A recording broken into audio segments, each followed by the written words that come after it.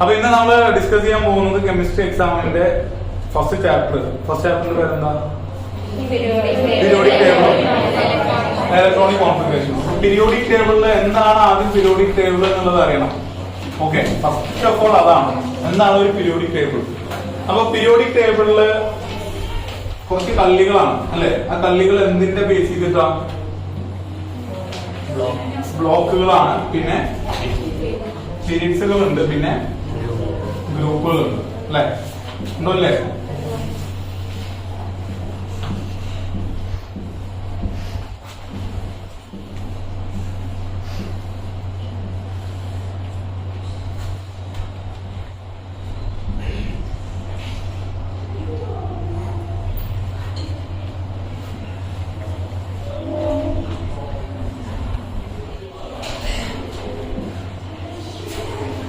ഏകദേശം ഈ രൂപത്തിലാണ് ഒരു പീരിയോഡിക് ടേബിൾ ഉണ്ടാവുക. അത് എന്തിനാണ് വരയ്ക്കുന്നത് പറഞ്ഞാൽ ഇതിന്റെ ബേസ് കറക്റ്റ് ആയിട്ട് അറിഞ്ഞു കഴിഞ്ഞാൽ ഇതിലുള്ള എത്ര ക്വസ്റ്റ്യൻസ് ആണെങ്കിലും നമുക്ക് ചെയ്യാൻ പറ്റും.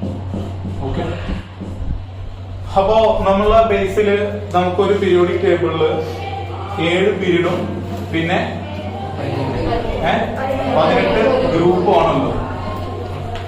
ഓക്കെ, അപ്പൊ നമുക്ക് 7 പീരീഡും 18 ഗ്രൂപ്പും ആണല്ലോ. അപ്പൊ ഇതിൽ 7 പീരീഡ് എന്ന് പറയുന്നത് ശരിക്കും നമുക്ക് ഇങ്ങനെ നോക്കാൻ പറ്റും. അങ്ങനെ നോക്കുന്ന സമയത്ത് 1 2 3 4 5 6 7 ഇങ്ങനെയാണ് 7 പീരീഡ് ഉള്ളത്. ഈ 7 പീരീഡില് എത്ര ഗ്രൂപ്പുകൾ ഉണ്ട് പീരിയോഡിക് ടേബിൾ? ഇതിന് മോഡേൺ പീരിയോഡിക് ടേബിൾ എന്നാണോ പറയാം. കാരണം നിങ്ങൾ 9th കുറച്ച് പീരിയോഡിക് ടേബിളിനെ കുറിച്ച് പഠിച്ചിട്ടുണ്ടാവും. അതിന്റെ ശേഷം ലാസ്റ്റ് എത്തിയ ഒരു പീരിയോഡിക് ടേബിൾ ആണ് മോഡേൺ പീരിയോഡിക് ടേബിൾ. ഈ പീരിയോഡിക് ടേബിളിൽ അറേഞ്ച് ചെയ്തിട്ടുള്ള ഓരോ കല്ലും ഓരോ എലമെന്റ് ആണ്, ഓരോ മൂലകമാണ്. ഈ മൂലകം എന്തിനനുസരിച്ചിട്ടാണ് നമ്മൾ അറേഞ്ച് ചെയ്തിട്ടുള്ളത്? അറ്റോമിക് നമ്പർ കൂടുന്നതിനനുസരിച്ചിട്ടാണ്. ഇവിടുത്തെ ഒന്നാമത്തെ അറ്റോമിക് നമ്പർ, ഇവിടെ രണ്ടാമത്തെ അറ്റോമിക് നമ്പറുള്ള എലമെന്റ്, അങ്ങനെ 3 4 5 6 7 8 9 10 അങ്ങനെയാണ് പോകുന്നത്. അപ്പൊ ഇങ്ങനെയുള്ള ഒരു ഓർഡറിൽ, പീരീഡ് വൈസ് ഉള്ള ഓർഡറിലാണ് ഓരോ എലമെന്റിനെയും മൂലകത്തിനെയും ഇവിടെ അറേഞ്ച് ചെയ്തിട്ടുള്ളത്. അപ്പൊ അതിന് നമ്മൾ ഫസ്റ്റ് ആയിട്ട് ഇനി മനസ്സിലാക്കേണ്ട ഒരു കാര്യം, ഇവിടെ ഇപ്പോ ഒന്നാമത്തെ ഗ്രൂപ്പ് എന്ന് പറയുന്നത് ഇങ്ങോട്ട് താഴത്തേക്ക് ഇതുവരെ നോക്കുന്നതിനാണ്. ഈ 7 പീരീഡ് വരയ്ക്കുള്ളത് നോക്കുന്ന ഒന്നാമത്തെ ഗ്രൂപ്പ്. ഇവിടെ രണ്ടാമത്തെ ഗ്രൂപ്പ്. അങ്ങനെ തുടങ്ങുന്ന സമയത്ത് ഇവിടെ കിട്ടുന്ന കേസില് ഇത്രയും 1 മുതൽ 1 2 ഒരു ഗ്രൂപ്പ്, ഒന്നാമത്തെ ഗ്രൂപ്പ്, രണ്ടാമത്തെ ഗ്രൂപ്പ്, ഇവിടെ 3 മുതൽ 12 വരെ, 13 മുതൽ 18 വരെ. കാരണം ഇതിനൊരു പ്രത്യേകത ഉണ്ട്. ഇതിന് എന്തെന്നാ പറയാ? ഈ 1 2 ഗ്രൂപ്പ് അടങ്ങിയതിന് എസ് ബ്ലോക്ക് എന്ന് പറയും. ഇവിടെ 3 മുതൽ 12 വരെ ഉള്ളതിനോ ബി ബ്ലോക്ക് എന്ന് പറയും. പിന്നെ ഇവിടെ പി ബ്ലോക്ക് എന്ന് പറയും അല്ലെ. അപ്പൊ ഈ ഒരു കേസില് എസും ഡിയും പിയും ആയി. ഇവിടെ എന്താ? എഫ് ബ്ലോക്ക് ആണ്. അപ്പൊ ഇങ്ങനത്തെ കേസില് നമുക്ക് എസ് ബ്ലോക്ക് ഉണ്ട്, പി ബ്ലോക്ക് ഉണ്ട്, ഡി ബ്ലോക്ക് ഉണ്ട്, എഫ് ബ്ലോക്ക് ഉണ്ട്. അപ്പൊ ഇതില് ഈ എസ്, ഈ ഒരു ഭാഗത്തുള്ള എസിന്റെ മൂലകങ്ങളൊക്കെ, ഈ എസ് ബ്ലോക്കിലുള്ള മൂലകങ്ങളൊക്കെ എന്തായിരിക്കും? അതെല്ലാം മെറ്റൽസ് ആയിരിക്കും. മെറ്റൽസ് എന്ന് പറഞ്ഞാല് ലോഹങ്ങളാണ്. അപ്പൊ അതൊക്കെ എസ് ബ്ലോക്കിലുള്ളതുണ്ട്. ഡി ബ്ലോക്കിന് നമ്മൾ പറയുന്നത് ട്രാൻസിഷൻ എലമെന്റ്സ് എന്നാണ്. ട്രാൻസിഷൻ എലമെന്റ്സ് എന്നാണ് പറയാം. എന്താ ട്രാൻസിഷൻ എലമെന്റ്സ് എന്ന് പറഞ്ഞാല്? സംക്രമണ മൂലകങ്ങൾ. ഇവിടുത്തെ കേസില് ഇവിടുന്ന് ഒരു റേഞ്ചില് നമ്മൾ നോക്കുകയാണെങ്കിൽ മെറ്റൽസ് ഉണ്ട്. ഈ ഒരു പി ബ്ലോക്കില് നോൺ മെറ്റൽസ് ഉണ്ട്. അതിന് പുറമെ ഒരു ടീം കൂടെ ഉണ്ട്. അതെന്താ? മെറ്റലോയിഡ്സ്. ഈ മെറ്റലോയിഡ്സ് എന്ന് പറഞ്ഞാൽ എന്തായിരിക്കും പ്രത്യേകത? Metalloids it shows both properties of metals as well as non metals. മെറ്റൽസിനെയും നോൺ മെറ്റൽസിനെയും ഒരുപോലെ പ്രോപ്പർട്ടീസ് കാണിക്കുന്നതാണ് മെറ്റലോയിഡ്സ്. അപ്പൊ മെറ്റലോയിഡ്സ് ഇവിടെ ഉണ്ട്. അതിനുശേഷം ഇവിടുന്ന് ഇങ്ങോട്ടുള്ളതൊക്കെ എന്തായിരിക്കും? നോൺ മെറ്റൽസ് ആയിരിക്കും. അപ്പൊ ഇത്രയും കേസുകളാണ് നമുക്ക് ഇവിടെ ഉള്ളത്. അപ്പോ ഒന്നാമത്തെയും രണ്ടാമത്തെയും ഗ്രൂപ്പ് അടങ്ങിയത് എസ് ബ്ലോക്കും, 3 മുതൽ 12 വരെയുള്ളത് ഡി ബ്ലോക്കും, 13 മുതൽ 18 വരെയുള്ളത് പി ബ്ലോക്കും, പിന്നെ എഫ് ബ്ലോക്ക് ഇതില് 14 എണ്ണം ഉണ്ടാവും. ഈ എഫ് ബ്ലോക്ക് എങ്ങനെ ഉണ്ടാക്കിയെന്ന് ചോദിച്ചു കഴിഞ്ഞാൽ ഇവിടെ ഒരു ലന്താനി ഉണ്ടാവും. ലന്താനിയത്തിന് ശേഷമുള്ള 14 എണ്ണത്തിന് ഒരേ സെയിം പ്രോപ്പർട്ടി കാരണം നമ്മൾ ഇവിടെ ലാന്തനോയിഡ്സ് എന്നാണ് ഇതിന് പറയാം. ലന്താനിയത്തിന് ശേഷമുള്ള 14 എലമെന്റ്സിന് എഴുതിയിട്ട് ഇവിടെ എഴുതിയിട്ടുണ്ടാവും ലാന്തനോയിഡ്സ്. അതേപോലെ ഇവിടെ ആക്ടീനിയത്തിന് ശേഷമുള്ള 14 എണ്ണത്തിന് നമ്മൾ എഴുതിണ്ടാവും ആക്ടിനോയിഡ്സ്. ഇത് കറക്റ്റ് ആയിട്ട് മാർക്ക് ചെയ്തല്ല, ഒരു എക്സാമ്പിൾ ആയിട്ട് പറഞ്ഞേ ഉള്ളൂ. ഇവിടുന്ന് ഏകദേശം ഇവിടുന്ന് വരുന്നതാണ് ഈ ആക്ടിനോയിഡ്സും ലാന്തനോയിഡ്സും. അപ്പൊ ഇത്രയും അടങ്ങിയിട്ടുള്ള കാര്യങ്ങളാണ് ഒരു പീരിയോഡിക് ടേബിളിന്റെ ബേസ്. അപ്പൊ ഒരു പീരിയോഡിക് ടേബിളിൽ 7 പീരീഡ്, 18 ഗ്രൂപ്പ്, 4 ബ്ലോക്ക്. ഒരു block S, P, D, F. ഇനി ഈ എസ് ബ്ലോക്കിൽ എത്ര ഗ്രൂപ്പുകൾ ഉണ്ടാവും? 2 ഗ്രൂപ്പ് ഉണ്ടാവും. പി ബ്ലോക്കില് 6 ഗ്രൂപ്പ് ഉണ്ടാവും, ഡി ബ്ലോക്കില് 10 ഗ്രൂപ്പ് ഉണ്ടാവും, പിന്നെ എഫില് ഒരു 14 ഉണ്ടാവും. ഇത് വേറെ ഒരു കേസിലാണ് നമ്മൾ പഠിക്കുക. എന്തായാലും നമ്മൾ ഇവിടെ പറഞ്ഞു മാത്രം. ഓക്കെ, അപ്പൊ ഇത്രയും കേസസുകളാണ് നമുക്ക് ഇവിടെ ഇപ്പോ പീരിയോഡിക് ടേബിളിനെ ബേസ് ചെയ്തിട്ട് പറയാനുള്ളത്. ഇനി ഇവിടുന്ന് പറയാനുള്ളത് പീരിയോഡിക് ടേബിളിന്റെ ഇലക്ട്രോണിക് കോൺഫിഗറേഷൻ ആണ്. നമ്മൾ പഠിച്ചിട്ടുണ്ട് എന്താണ് ഇലക്ട്രോണിക് കോൺഫിഗറേഷൻ. എന്താ ഇലക്ട്രോണിക് കോൺഫിഗറേഷൻ എന്ന് പറഞ്ഞാൽ? ഷെല്ലുകള് പറഞ്ഞോ, ഷെല്ലുകള് അറേഞ്ച് ചെയ്തിട്ട് എഴുതുന്ന ഒരു പാറ്റേൺ അല്ലെ. അതായത് ഓരോ എലമെന്റിനും എന്തുണ്ട്? ഒരു ഡെഫിനിറ്റ് സ്ട്രക്ചർ ഉണ്ട്. ഈ സ്ട്രക്ചറിനാണ് എന്തെന്ന് പറയാം? അറ്റോമിക് സ്ട്രക്ചർ എന്ന് പറയാം. ഒരാറ്റത്തിന്റെ സ്ട്രക്ചർ ഉണ്ട് അല്ലെ. ഓരോ എലമെന്റിനും, ഓരോ മൂലകം, ഹൈഡ്രജൻ ആണെങ്കിലും ഹീലിയം ആണെങ്കിലും നിയോൺ ആണെങ്കിലും ആർഗൺ ആണെങ്കിലും ഇവിടെ നമുക്കൊരു സ്ട്രക്ചർ വരക്കാൻ പറ്റും. അപ്പൊ ഇതിലെ നടുവിലത്തെ ഭാഗം എന്താ? ന്യൂക്ലിയസും പിന്നെ ചുറ്റുപാടുള്ളതിനാണ് എന്ത് പറയാം? ഷെല്ല് എന്ന് പറയാം. ഈ ന്യൂക്ലിയസിൽ 2 ആളുകളാണ്. ആരൊക്കെ? പ്രോട്ടോൺസും പിന്നെ ന്യൂട്രോൺസും. ഈ പ്രോട്ടോൺസും ന്യൂട്രോൺസും ഉണ്ട്. പ്രോട്ടോൺസിന് ഏത് ചാർജാ? പോസിറ്റീവും. ന്യൂട്രോണിന് ചാർജ് ഇല്ല. അത് അങ്ങനെ വേണം കേട്ടോ. പോസിറ്റീവ് എന്ന് പറഞ്ഞാൽ ഇവിടെ എന്തില്ല? നെഗറ്റീവ് ഇല്ല. നെഗറ്റീവ് ചാർജ് ഉള്ളത് ഈ ഷെല്ലുകളിലാണ്. ഷെല്ലുകളിൽ ആരാ ഉള്ളത്? ഇലക്ട്രോൺസ് ആണ്. ഈ ഇലക്ട്രോൺസിനാണ് ഇവിടെ നെഗറ്റീവ് ചാർജ്. ഇവിടുത്തെ ഒരു പ്രത്യേകത, എത്ര പോസിറ്റീവ് ചാർജ് ന്യൂക്ലിയസിൽ ഉണ്ടോ അത്രയും നെഗറ്റീവ് ചാർജ് എവിടെ ഉണ്ടാവും? ഈ ഷെല്ലിൽ ഉണ്ടാവും. പക്ഷെ ഒരു ഷെല്ലില് ഇത്ര എണ്ണം കൊള്ളുള്ളൂ എന്നുണ്ട്.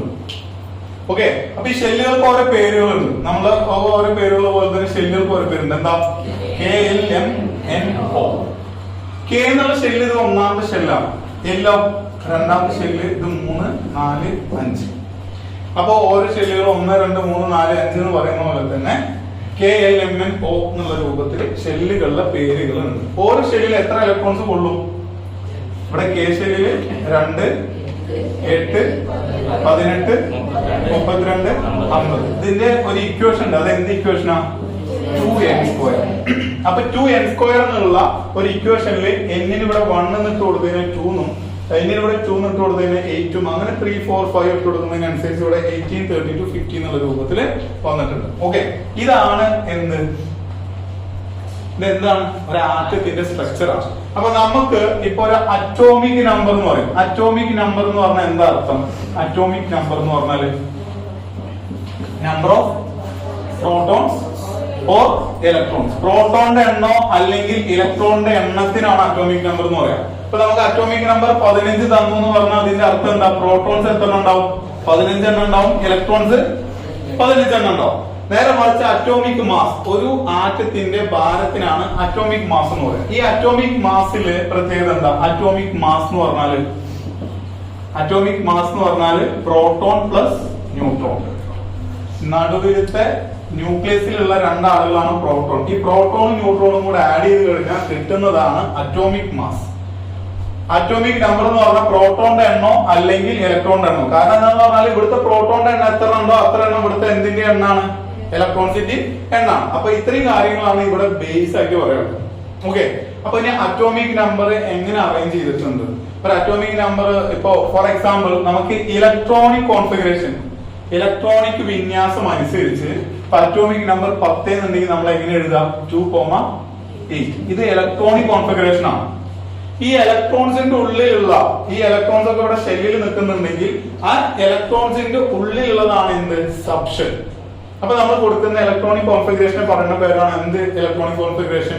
Subshell electronic configuration, subshell electronic വിന്യാസം. അപ്പൊ സബ്ഷെൽ ഇലക്ട്രോണിക് വിന്യാസം എഴുതാൻ പറയുമ്പോ അവിടെ കുറച്ച് ആളുകൾ വരുന്നുണ്ട്. അത് ഏതൊക്കെയാ? ബ്ലോക്കിന്റെ പേര് വെച്ചിട്ടാ വരും. ഏതൊക്കെ വരിക? എസ് വരും, ബി വരും, ഡി വരും, എഫ് വരും. അപ്പൊ അതെങ്ങനെയാണ് എഴുതുന്നത് അല്ലെങ്കിൽ അതിലേക്ക് എന്താണ് പ്രത്യേകത എന്നുള്ളതാണ്. എത്ര കാര്യങ്ങൾ ഓക്കെ അല്ലേ? സംശയം ഉണ്ടോ? എന്താണ് ഷെല്ല് എന്നുള്ളതിലേക്ക് എത്തി. ഇനി അതിന്റെ ഉള്ളിലുള്ളതാണ് ഏത്? സബ്ഷെല്ല്. സബ്ഷെല്ലില് ഏതൊക്കെ പേരുകളുണ്ട്? സബ്ഷെല്ലിന് എസ്, പി, ഡി, എഫ് ഉണ്ട് അല്ലെ? അപ്പൊ ഈ എസ്, പി, ഡി, എഫിന്റെ സബ്ഷെല്ലുകൾ ഏതൊക്കെയാണെന്നുള്ളതാണ് പറയാൻ പോകുന്നത്. അപ്പൊ അതില് എസില് രണ്ട് എന്തുണ്ടെന്ന് പറഞ്ഞു? നമ്മള് രണ്ട് ഗ്രൂപ്പ് ഉണ്ടെന്ന് പറഞ്ഞു. അതേപോലെ തന്നെ ഇലക്ട്രോൺസ് എസിൽ എത്രണ്ണം കൊള്ളുക? 2 എണ്ണം. പിയില് 6, ഡിയില് 10, എഫില് 14. ഇതിന്റെ ബേസില് നമുക്കിപ്പോ കെ എന്നുള്ള ഷെല്ലിൽ എത്ര ഇലക്ട്രോൺ കൊള്ളും? നമ്മളിവിടെ വരച്ചില്ലേ? കെ എന്നുള്ള ഷെല്ലിൽ എത്ര ഇലക്ട്രോണാ കൊള്ളുക? 2, 8, 18, 32 ഇങ്ങനെ പോകുന്നു അല്ലെ? അപ്പൊ കെ എന്നുള്ള ഷെല്ലാണ് ഫസ്റ്റത്തെ ഷെല്ല്. രണ്ടാമത്തെ ഷെല്ല് ഏതാ? എൽ. മൂന്നാമത്തത് എം. നാലാമത്തത് എൻ. പിന്നെ അഞ്ചാമത്തെ ഓ എന്നൊക്കെ ഉണ്ട്. അപ്പൊ അതില് കെ എന്നുള്ള ഷെല്ലില് എത്ര ഇലക്ട്രോൺ ആണുള്ളൂ? 2 ഇലക്ട്രോൺ ആണുള്ളൂ. എല്ലിലോ? എല്ലില് 8, എമ്മില് 18, എന്നില് 32. ഇത് ഷെല്ലുകളുടെ എണ്ണമാണ്. ഈ ഷെല്ലിന്റെ ഉള്ളിലുള്ളതാണ് ഏത്? സബ്ഷെല്ല്. ഈ സബ്ഷെല്ല് ഏതൊക്കെ വരിക എന്നുള്ളത്. ഇപ്പൊ ഒന്നാമത്തെ ഷെല്ല് ഇത് 2, 3, 4. അപ്പൊ ഇതിന്റെ ബേസില് നമുക്ക് ഒന്നാമത്തെ ഷെല്ലിൽ 2 ഇലക്ട്രോൺ ഉണ്ടെങ്കിൽ അത് ഏതായിരിക്കും? എസ് ആയിരിക്കും. അപ്പൊ നമ്മൾ ഇവിടെ എന്ത് കൊടുക്കും? 1s എന്ന് കൊടുക്കും. കാരണം ഒന്നാമത്തെ ഷെല്ലായിട്ടുള്ള കെയിൽ 2 ഇലക്ട്രോൺ ഉള്ളൂ. ഈ 2 ഇലക്ട്രോൺ ഏതിന്റെ ആയിരിക്കും? എസിന്റെ ആയിരിക്കും. രണ്ടാമത്തെ കേസ് രണ്ടാമത്തെ ഷെല്ലിലുള്ളത് 8 എണ്ണമാണ് എല്ലില്. അപ്പൊ ഏതൊക്കെയായിരിക്കും വരുന്നുണ്ടാവാം? രണ്ടാമത്തെ ഷെല്ലിൽ എസും രണ്ടാമത്തെ ഷെല്ലില് പിയും. കാരണം എസും പിയും കൂടെ കൂട്ടിയാലാണ് എത്ര കിട്ടുള്ളൂ? 8 കിട്ടുള്ളൂ. സെയിം സിനാരിയോ നമുക്ക് എമ്മില് 18 എണ്ണം കിട്ടണമെങ്കിൽ ഏതൊക്കെ കൂട്ടണം? എസും കൂട്ടണം, പിയും കൂട്ടണം, ഡിയും കൂട്ടണം. അപ്പൊ 3s, 3p, 3d. ഇതിൽ 3, 2, 1 കൊടുക്കുന്ന എന്തിന്റെ എണ്ണ? ഷെല്ലിന്റെ എണ്ണാണ്. ഇതൊക്കെ എന്തിന്റെ എണ്ണാണ്? ഷെല്ലിന്റെ എണ്ണ. ഇനി നെക്സ്റ്റ് ഇവിടെ നമുക്ക് 32 കിട്ടണം. അപ്പൊ 4s, 4p, 4d, 4f. കാരണം എന്താന്ന് പറഞ്ഞാൽ ഇത് മൊത്തം കൂട്ടിയാലാണ് എത്ര കിട്ടുന്നുള്ളൂ? 32. ഇതിന് ശേഷമുള്ള ഓന്റെ കേസ് ഒന്നും നിങ്ങൾക്ക് പഠിക്കാനില്ല. 50 വരെ ഒന്നും നിൽക്കില്ല. ഏകദേശം നമുക്ക് ഒരു 30 അതൊക്കെയാണ്, ആ റേഞ്ച് ഒക്കെയാണ് ചോദിക്കും. അപ്പൊ എന്തായാലും നമുക്ക് ഇതിനെ ബേസ് ചെയ്തിട്ട് നമുക്ക് ഇതിന്റെ എനർജി ലെവൽ അനുസരിച്ച് നമുക്ക് എഴുതണം. എനർജി ലെവൽ അനുസരിച്ചിട്ട് നമുക്ക് ഇതിൽ 1 എന്ന് പറയുന്നത് എന്തിനെ ബേസ് ചെയ്തിട്ടാണ്? ഇതെന്താ? ഷെല്ലിന്റെ എണ്ണവും ഇതെന്താ? അതിന്റെ സബ്ഷെല്ലും. അപ്പൊ നമുക്ക് ഇത്ര അറ്റോമിക് നമ്പർ തന്നു എന്ന് പറഞ്ഞാല് ഈ സബ്ഷെൽ ഇലക്ട്രോണിക് കോൺഫിഗറേഷൻ എഴുതണം. ഓക്കെ. അപ്പൊ അതിനെ ബേസ് ചെയ്തിട്ട് നമുക്കിപ്പോ ഇവിടെ എനർജിനെ ബേസ് ചെയ്ത് നോക്കുകയാണെങ്കിൽ ഫസ്റ്റ് ഏത് എഴുതണം? 1s, പിന്നെ 2s, പിന്നെ 2p, 3s, 3p, 4s, 3d, 4p. ഈ രൂപത്തിലാണ്. ഇങ്ങോട്ട് താഴോട്ട് നോക്കി കഴിഞ്ഞാല് എന്താണോ കിട്ടുന്നത് അത് തന്നെ. ഇപ്പൊ ഫസ്റ്റ് 1s, അത് കഴിഞ്ഞിട്ട് 2s, പിന്നെ 2p, 3s, 3p, 4s, 3d, 4p, 5s എന്നുള്ള രൂപത്തിൽ അത് പോയിക്കൊണ്ടിരിക്കും. ഓക്കെ. അപ്പൊ ഇത്ര കേസുകളാണ് എന്ത് ചെയ്യേണ്ടത്? നമ്മളിവിടെ നോക്കേണ്ടത്. ക്ലിയർ? അപ്പൊ ഈ ഒരു അറേഞ്ച്മെന്റ് പഠിക്കണം. ഇതൊരു ഓർഡർ ആണ്. എനർജി ലെവൽ കൂടുന്നതിനനുസരിച്ചിട്ടുള്ള ഷെല്ലുകളുടെ സബ്ഷെൽ ഇലക്ട്രോണിക് കോൺഫിഗറേഷൻ ആണ്. അപ്പൊ സബ്ഷെൽ ഇലക്ട്രോണിക് കോൺഫിഗറേഷൻ എന്ന് പറഞ്ഞാൽ ഈ ചാപ്റ്ററിന്റെ ഏറ്റവും ബേസ് ആണ്. ചാപ്റ്ററിൽ നിന്ന് ഒരു ക്വസ്റ്റ്യൻ ചോദിക്കുന്നതിൽ സബ്ഷെൽ ഇലക്ട്രോണിക് കോൺഫിഗറേഷൻ എന്തായാലും ഉണ്ടാവും. ഓക്കെ. അപ്പൊ സബ്ഷെൽ ഇലക്ട്രോണിക് കോൺഫിഗറേഷന് ഫോർ എക്സാമ്പിൾ ഇപ്പൊ അറ്റോമിക് നമ്പർ, ഫോർ എക്സാമ്പിൾ ഒരു Z എന്നുള്ള ഒരു എലമെന്റ്, ഇത് ശരിക്കുള്ള എലമെന്റിന്റെ പേരല്ല, Z എന്ന് കൊടുക്കുകയാണ്. ഈ ഒരു എലമെന്റിന്, ഈ ഒരു മൂലകത്തിന് അറ്റോമിക് നമ്പർ 16 ഉണ്ടെന്ന് പറഞ്ഞാൽ എങ്ങനെ എഴുതും നമ്മള്? ആദ്യം എഴുതേണ്ടത് ഏതാ? 1s. എസിൽ എത്ര എണ്ണം കൊള്ളും? 2 എണ്ണം. അപ്പൊ മേലെ എന്തിട്ട് കൊടുക്കുക? 2 എന്നിട്ട് കൊടുക്കും. പിന്നെ 2s2. അപ്പൊ എത്ര ഇലക്ട്രോൺ പോയി? ഇപ്പൊ 4 ഇലക്ട്രോൺ പോയി. പിന്നെ അടുത്തത് 2p6. ഇപ്പൊ മൊത്തം എത്ര ഇലക്ട്രോൺ ആയി? 10 എണ്ണായി. അടുത്ത ഏതാ? 3s2. 12 എണ്ണം പോയി. പിന്നെ ബാലൻസ് എത്ര ഉണ്ടാവാ? 3p4. അപ്പൊ നമുക്ക് 1s2, 2s2, 2p6, 3s2, 3p4 എന്ന് എഴുതിയ സബ്ഷെൽ ഇലക്ട്രോണിക് വിന്യാസമായി. നമുക്ക് ഷെൽ ഇലക്ട്രോണിക് വിന്യാസം എഴുതാൻ എളുപ്പമാണ്. ഇങ്ങനെ എഴുതിയാൽ മതി. 2,8,6. പക്ഷെ സബ്ഷെൽ എഴുതുമ്പോ അതിൽ എന്ത് വേണം? എസ് വേണം, പി ഉണ്ടാവണം, ഡി ഉള്ള കേസിലാണെങ്കിൽ ഡി വേണം. അപ്പൊ ഇങ്ങനെ ഒരു ക്വസ്റ്റ്യൻ തന്നിട്ട് നമ്മളടുത്ത് പറയാണ് ഒരു subshell electronic configuration 16 atomic number ഉള്ളതിന്റെ ഒരു സബ്ഷെൽ ഇലക്ട്രോണിക് കോൺഫിഗറേഷൻ എഴുതാൻ പറഞ്ഞതിന് ശേഷം അതിൽ ഏത് ഗ്രൂപ്പ് ഏത് പീരീഡ് എന്ന് ചോദിച്ചാൽ എന്താ എഴുതുക? എങ്ങനെയാണ് നോക്കുക? ഏത് ഗ്രൂപ്പ് ഏത് പീരീഡ് എങ്ങനെ നോക്കും? അറ്റോമിക് നമ്പർ 16 എന്നുള്ളതിന്റെ ഗ്രൂപ്പും പീരീഡും എങ്ങനെ നോക്കാം? എന്താ ഇതിലെ നോക്കേണ്ടത്?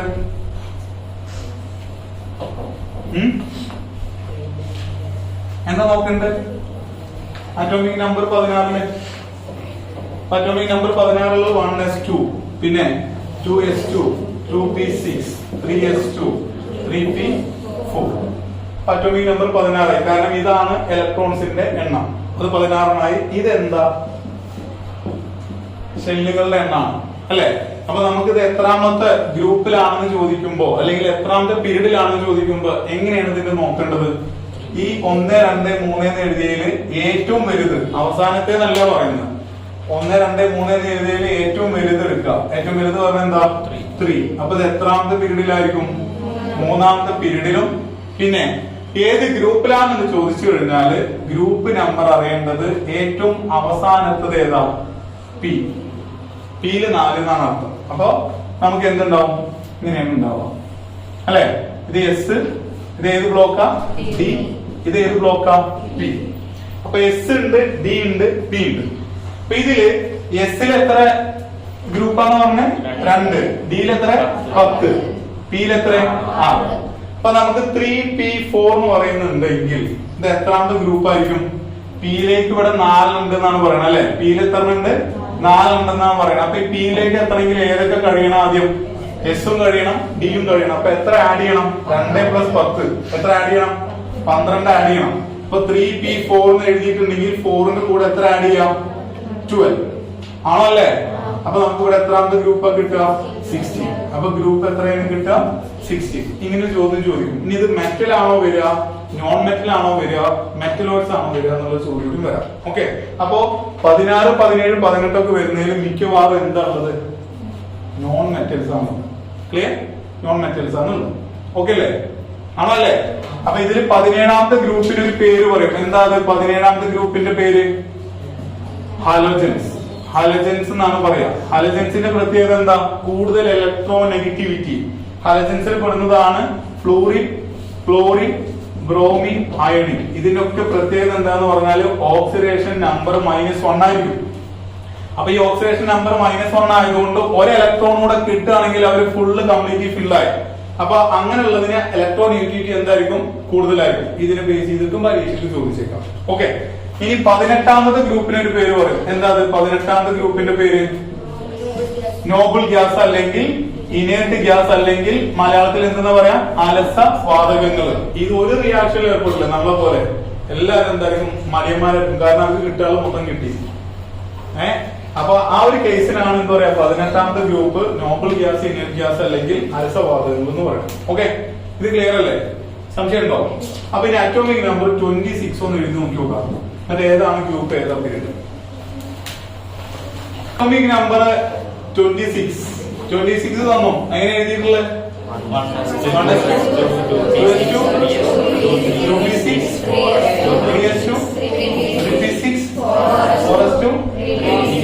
3d6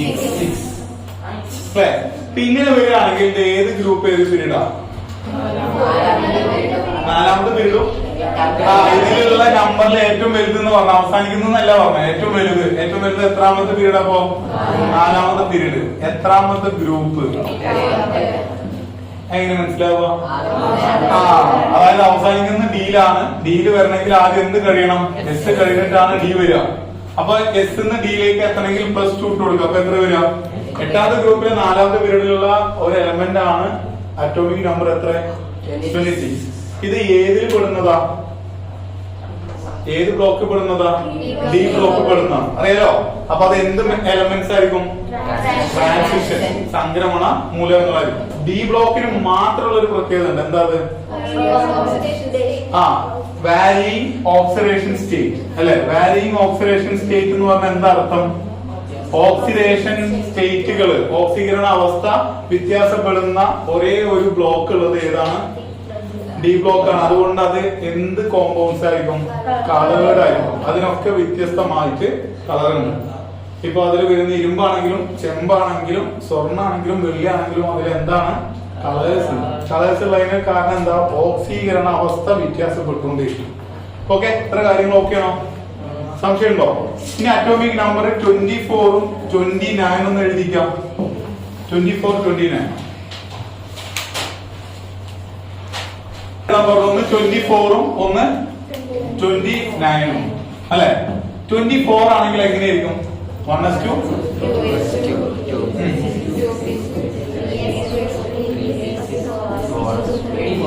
3D4. ഇതിന്റെ കേസിൽ എങ്ങനെ വരുന്നു? 1:2 2:2 2p6 3:2 3p6 4:2 3D9. ഇങ്ങനെ രണ്ട് കേസ് വരും. ഇതില് നമുക്ക് ക്വസ്റ്റ്യൻ ഉണ്ടാവുക 24ന്റെയും 29ന്റെയും സബ്ഷെൽ ഇലക്ട്രോണിക് വിന്യാസം എഴുതാൻ വേണ്ടി വരാം. ഒരു എലമെന്റിന് ഒരു മൂലകത്തിന് 24 ആണ് അറ്റോമിക് നമ്പർ അല്ലെങ്കിൽ 29 ആണ് അറ്റോമിക് നമ്പർ. ഇതിന്റെ ഇലക്ട്രോണിക് സബ്ഷെൽ ഇലക്ട്രോണിക് കോൺഫിഗറേഷൻ എന്താണെന്ന് ചോദിച്ചേക്കാം. ഇനി ഇതിന് വേറെ എന്തെങ്കിലും മാറ്റം വരുത്തണോ? എന്താണ് കാരണം? മാറ്റങ്ങൾ വരുത്തണോ? എന്ത് മാറ്റം വരുത്തുന്നുണ്ട്? ഇവിടെ നമ്മൾ എഴുതുമ്പോ 3D4 എന്നും 4s2 എന്നുള്ളത് എന്താക്കി മാറ്റണം? 3D5 എന്നും 4s1 എന്നാക്കി മാറ്റണം. എന്തിനു വേണ്ടിയിട്ടാണ് മാറ്റുന്നത്? സ്റ്റെബിലിറ്റി അല്ലെങ്കിൽ അതിന്റെ സ്ഥിരത കൈവരിക്കാൻ വേണ്ടിയിട്ടാണ്. അതായത് സബ്ഷെല്ലുകളായിട്ടുള്ള എസ്, പി, ഡി, എഫ്. എസിന് 2, പിക്ക് 6, ഡിക്ക് 10, 14 ഇങ്ങനെ വരുന്നുണ്ടെങ്കിൽ സ്റ്റെബിലിറ്റി അറ്റൈൻ ചെയ്യാൻ 2 റീസണിലാണ്. ഒന്നില്ലെങ്കിൽ അതിന് എന്ത് വേണം? 2ഉം 6ഉം 10ഉം 14ഉം വേണം. അല്ലെങ്കിൽ ഇതിന്റെ പകുതി. ഈ പകുതി കിട്ടിയാലും ഇത് എന്ത് ചെയ്യും? സ്റ്റേബിൾ ആവും. അപ്പൊ നമുക്കിപ്പോ ഇവിടുത്തെ കേസിൽ നമ്മൾ എന്താ ചെയ്ത്? ഡിയിലേക്ക് ഒന്നിനെ മേടിച്ചു, എസ് ഒന്ന് വിട്ടുകൊടുത്തു. അപ്പൊ എസ് ഒന്ന് വിട്ടുകൊടുക്കുകയാണെങ്കിൽ എസിന് 1 ഇലക്ട്രോണും ഡിക്ക് 5 ഇലക്ട്രോണും. അപ്പൊ ഈ ഒരു കേസാണ് അറ്റോമിക് നമ്പർ ഏതിന്? 24ന്. 29 ഇതേ കേസ് വരും. അവസാനിക്കുന്ന എങ്ങനെയായിരിക്കും? 3D10 4s1. Okay, 3D10 4s1. ഇനി ഇതിൽ നിന്ന് നിങ്ങളോട് ചോദിക്കുകയാണെങ്കിൽ ഏതാ പീരീഡ് ഏതാ ഗ്രൂപ്പ്? അപ്പൊ ഏതായിരിക്കും പീരീഡ് ഏതായിരിക്കും ഗ്രൂപ്പ്? സ്റ്റെബിലിറ്റി അറ്റൈൻ ചെയ്യുന്നതിന് മുന്നുള്ളതാണ് എഴുതേണ്ടത്, ശേഷമുള്ളതാണ് എഴുതേണ്ടത്? മുന്നുള്ളതാണ് എഴുതേണ്ടത്. കാരണം സ്റ്റെബിലിറ്റി അറ്റൈൻ ചെയ്യുന്നതിന് മുന്നേ 3D4ൽ അവസാനിക്കുന്നുണ്ട് എങ്കിൽ 4ാമത്തെ പീരീഡില് D4 അതായത് 6th ഗ്രൂപ്പ് ആയിരിക്കും. അപ്പൊ ഇവിടുത്തെ കേസിൽ എങ്ങനെയായിരിക്കും? 4ാമത്തെ പീരീഡില് 11ാമത്തെ ഗ്രൂപ്പിലായിരിക്കും. ഓക്കെ, അപ്പൊ അത് മറക്കരുത് കേട്ടോ. ഇത് നമുക്ക് സ്റ്റെബിലിറ്റി അറ്റൈൻ ചെയ്യാൻ വേണ്ടി മാത്രം എഴുതുന്ന ഗ്രൂപ്പാണ്. ഓക്കെ, അപ്പൊ ഇത്ര കാര്യങ്ങൾ ക്ലിയർ ചെയ്യുക. ഇതും അതൊരു പ്രധാനപ്പെട്ട ഒന്നാണ്. ഇതിനെ ചുരുക്കി എഴുതാൻ വേണ്ടി പറയും. സബ്ഷെൽ ഇലക്ട്രോണിക് വിന്യാസത്തിൽ നിന്ന് ചുരുക്കി എഴുതാൻ പറയും. അപ്പൊ എന്താ ചെയ്യാം? ഇതിനെ ചെറുതാക്കിട്ട് ഇങ്ങനെ എഴുതി വെച്ചോ? പറ്റില്ല. അപ്പൊ എന്തെഴുതും? നോബിൾ ഗ്യാസ് പറഞ്ഞ സംഭവങ്ങളുണ്ട് അല്ലെ. നമ്മൾ പറഞ്ഞു 18ാമത്തെ ഗ്രൂപ്പിൽ കുറച്ച് ആളുകളുണ്ട്. ഒന്നാമത്തെ ആളാരാ? ഹീലിയം, പിന്നെ നിയോൺ, പിന്നെ ആർഗൺ, ക്രിപ്റ്റൺ അല്ലെ. ഹീലിയത്തിന് എത്രയാണ് അറ്റോമിക് നമ്പർ ഉണ്ടാവുക? 2. ഇവിടെ 10, 18, 36 അല്ലെ. 32ന് പകരം നമുക്ക് 36 ഇട്ട് കൊടുക്കാം. അപ്പൊ ഒന്നുകൂടി എളുപ്പമുണ്ടോ? അപ്പൊ ഇതില് നമുക്ക് 26 വന്നിട്ടുള്ളത്. അപ്പൊ 26ന്റെ മുന്നേ ഉള്ള സംഖ്യ ഇതിൽ ഏതാ? 18 ആണ്. അപ്പൊ ഏതാ എടുക്കേണ്ടത്? ആദ്യം നമ്മൾ 1s2 2s2 2p6 3s2 3p6 4s2 3d6 വരെയൊക്കെ എഴുതണം അല്ലെ. എത്ര എഴുതണ്ടേ? എഴുതണ്ടേ? ഇത്ര എഴുതി കഴിഞ്ഞാൽ അത് സാധാരണ സബ്ഷെൽ ഇലക്ട്രോണിക് വിന്യാസം. ഇതിന് ചുരുക്കി എഴുതാൻ പറയുമ്പോ എത്ര വരെ കട്ട് ചെയ്യാം? 18 വരെക്കുള്ള കട്ട് ചെയ്യാം. 2 4 10 12 6 18 ഇത്രയും കാര്യങ്ങൾ എന്ത് ചെയ്യാം? നമുക്ക് ചെറുതാക്കിയിട്ട് ഒറ്റ കാര്യം എഴുതിയാൽ മതി. എന്ത് എഴുതുന്നുണ്ട്? ആർഗൺ ഇട്ടിട്ട് എന്ത് ചെയ്യാം? ഫോർസ് ബ്രാക്കറ്റ് ഇടുക. അതിനുശേഷം 4s2 3d6. ഓക്കെ, ഇനി നിങ്ങൾക്ക് നാളെ ഒരു ക്വസ്റ്റ്യൻ തരികയാണ്. അതേപോലെ ആർഗൺ ഇട്ടു, എന്നിട്ട് 4s2 3d9 തരികയാണ്. അങ്ങനെയാണെങ്കിൽ ഇതിന്റെ അറ്റോമിക് നമ്പർ എത്ര ചോദിച്ചാൽ എന്താ ചെയ്യേണ്ടത്? ഇതിന്റെ സബ്ഷെൽ ഇലക്ട്രോണിക് വിന്യാസം ഫുൾ എഴുതാൻ പറഞ്ഞാൽ എന്താ ചെയ്യാം? ഈ 2 ക്വസ്റ്റ്യൻ ചോദിച്ചാൽ എന്താ ചെയ്യേണ്ടത്?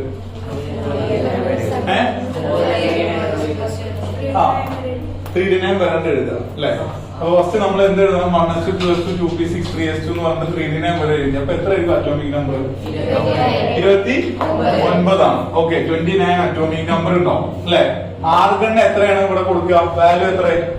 18 ആണ് അല്ലെ. 18 + 2 20 20 + 9 29. ഇത് ഏത് ഗ്രൂപ്പിലാണ്? ഇത് ഏത് പീരീഡിലാണ്? ഇത് എന്താ വരിക? ഇതിനെന്തെങ്കിലും വ്യത്യാസങ്ങൾ വേറെ വരുത്തേണ്ടതുണ്ടോ? സ്റ്റെബിലിറ്റി അറ്റൈൻ ചെയ്യാൻ പറ്റുമോ? ഇങ്ങനെയും ചോദിക്കാം. ഓക്കെ, അപ്പൊ ഇത്രയും കേസുകളാണ്. എന്താണ് ഒരു ഷെല്ല്, എന്താണ് ഒരു സബ് ഷെല്ല്, എങ്ങനെയാണ് സബ് ഷെൽ ഇലക്ട്രോണിക് വിന്യാസം എഴുതുക, എങ്ങനെയാണ് ചെറുതാക്കി എഴുതുക. ഓക്കെ, ഇപ്പൊ 17 വന്നു, എന്താ ചെയ്യാം? 18 - 1 എന്ന് എഴുതാൻ പറ്റുമോ? അങ്ങനെ ഓപ്ഷൻ ഉണ്ടോ? ഇല്ല. 6 - 1 4 എഴുതി വെക്കുക, പറ്റില്ല. അപ്പൊ എന്ത് ചെയ്യണം? നിയോൺ തുടങ്ങണം. നിയോൺ എഴുതിയിട്ട് ബാക്കി എത്ര? ഇതിൽ നിയോൺ എന്ന് പറയുന്നത് ഇത്രയും സാധനം. ബാക്കി എന്താ വരിക? 3s2 5 എന്ന് എഴുതും. വേണ്ടേ? അപ്പൊ ഇത്രയും കേസുകളാണ് നമ്മൾ ചെയ്യേണ്ടത്. ഇത് എന്ത് ചെയ്യാ? കറക്റ്റ് ആയിട്ട് ഓർഡർ ചെയ്ത് പഠിച്ച് ക്ലിയർ ചെയ്യാം. ഓക്കെ, അപ്പൊ ഇതാണ് നമ്മളുടെ electronic configuration, subshell electronic configuration 2 കഴിയും. ഇനി ഓരോ ബ്ലോക്കിനെ ബേസ് ചെയ്തിട്ട് പഠിക്കണം. ബ്ലോക്കുകൾ പലതരത്തിലാണ്. എസ് ബ്ലോക്കിന്റെ പ്രത്യേകത എന്താ? എസ് ബ്ലോക്കിൽ എന്തൊക്കെയുള്ളത്? ഫസ്റ്റത്തെ ഗ്രൂപ്പിന് എന്തെന്നാ പറയാ? ആൽക്കലി മെറ്റൽസ് എന്നും, രണ്ടാമത്തെ ഗ്രൂപ്പിന് ആൽക്കലി എർത്ത് മെറ്റൽസ് എന്നുമാണ്. ഇതിൽ ശ്രദ്ധിക്കേണ്ട ഒരു കാര്യം, ഒന്നാമത്തെ ഗ്രൂപ്പിലുള്ളതൊക്കെ എന്ത് വെച്ച് അവസാനിക്കുന്നതായിരിക്കും? എസ് കൊണ്ട് വെച്ചിട്ടും, ഇവിടെ രണ്ടാമത്തെ ഗ്രൂപ്പിലുള്ളതൊക്കെ എസ് വെച്ചിട്ടായിരിക്കും. അങ്ങനെയാണെങ്കിൽ ഡിയിൽ എത്ര കല്ല് വേണം? എത്ര ഗ്രൂപ്പ് വേണം? 10 വേണം. ഒന്ന് D1 അവസാനിക്കുന്നതാണെങ്കിൽ, D4 അവസാനിക്കുന്നതാണെങ്കിൽ ലാസ്റ്റ് ഏതായിരിക്കും? D10 അവസാനിക്കുന്നതായിരിക്കും. ഓക്കെ, അതാണ് ഇതിന്റെ കോൺസെപ്റ്റ്. ക്ലിയർ?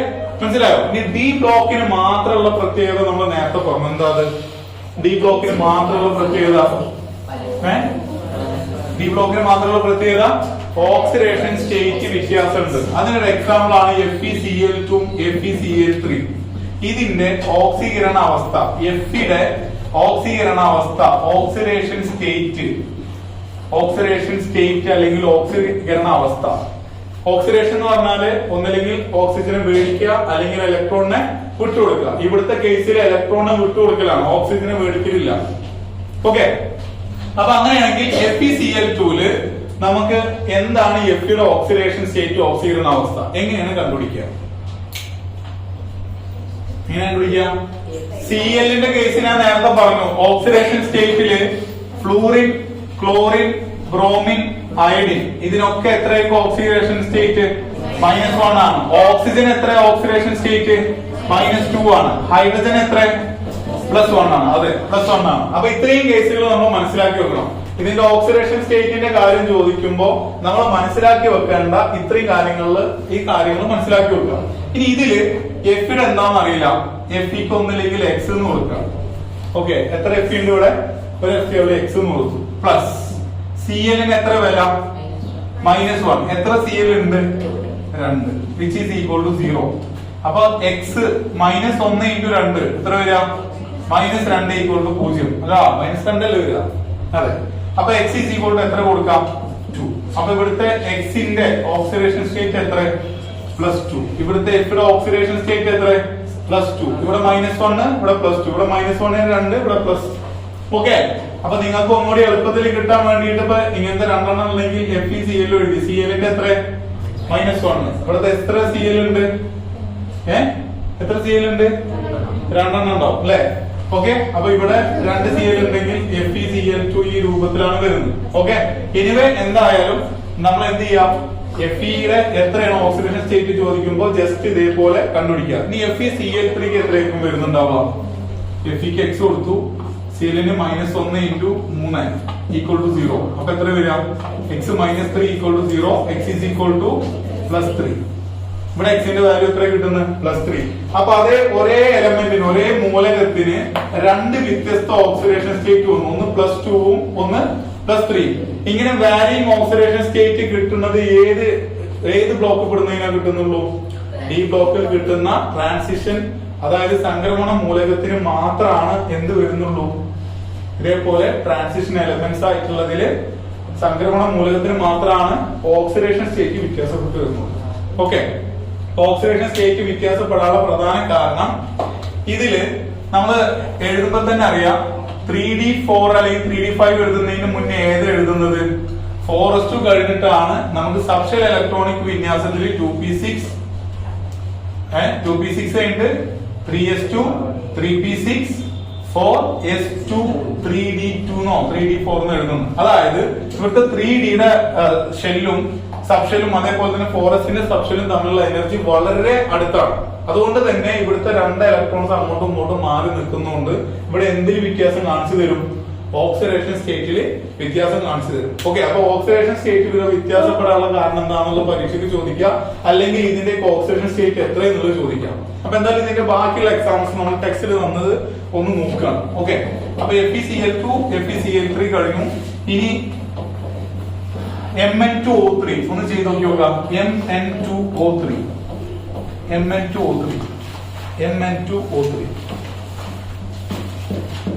എങ്ങനെ വരാം? Mn-ന്റെ അവിടെ എന്ത് കൊടുക്കണം? X കൊടുക്കണം എന്ന് പറഞ്ഞു. ഇവിടെ എത്ര Mn ഉണ്ട്? 2 Mn ഉണ്ട്. അവിടെ എന്ത് X എന്ന് കൊടുക്കണ്ട്? കറക്റ്റ് ആയിട്ട് ശ്രദ്ധിക്കുക. നിങ്ങൾ ഇതേപോലെ ചെയ്തിട്ടുണ്ടല്ലോ അല്ലെ? അപ്പൊ പ്ലസ് ഓക്സിജൻ എത്ര? -2 ഇൻറ്റു എത്ര ഓക്സിജൻ ഉണ്ട്? 3 is equal to 0. അപ്പൊ 2x minus 6 is equal to 0. 2x is equal to minus 6 ഇങ്ങോട്ട് പോകുമ്പോ എന്താവും? plus 6 ആവും. x is equal to 6/2 which is equal to 3. അപ്പൊ ഓക്സിഡേഷൻ സ്റ്റേറ്റ് ഇവിടെ എത്ര? plus 3. Mn2O7 Mn2O7 എത്ര വരുന്നു? 7. Mn2O7 7 ആ? ഓക്കേ ആണ്. അപ്പൊ 2x plus -2 into 7 equal to 0. -2 into 7 എന്ന് പറഞ്ഞാൽ എത്രയായി? -14. 2x is equal to -14 which is equal to 0. 2x is equal to 14. x is equal to 14/2 which is equal to 7. അപ്പൊ positive 7 ആണ് ഇവിടെ വരുന്നത്. ഇതിനൊക്കെയുള്ള പ്രധാന കാരണം എന്താണെന്ന് ചോദിച്ചു കഴിഞ്ഞാൽ നമ്മൾ നേരത്തെ പറഞ്ഞ സബ്ഷെല്ലുകളിലുള്ള എനർജിയുടെ വ്യതിയാനം വളരെ കുറവാണ്. ഏതിന്? ഫോറസ്റ്റിനും 3D-ക്കും. അപ്പൊ എന്ത് ചെയ്യും? ഇവിടെ varying oxidation state കാണിച്ചുകൊണ്ടേയിരിക്കും.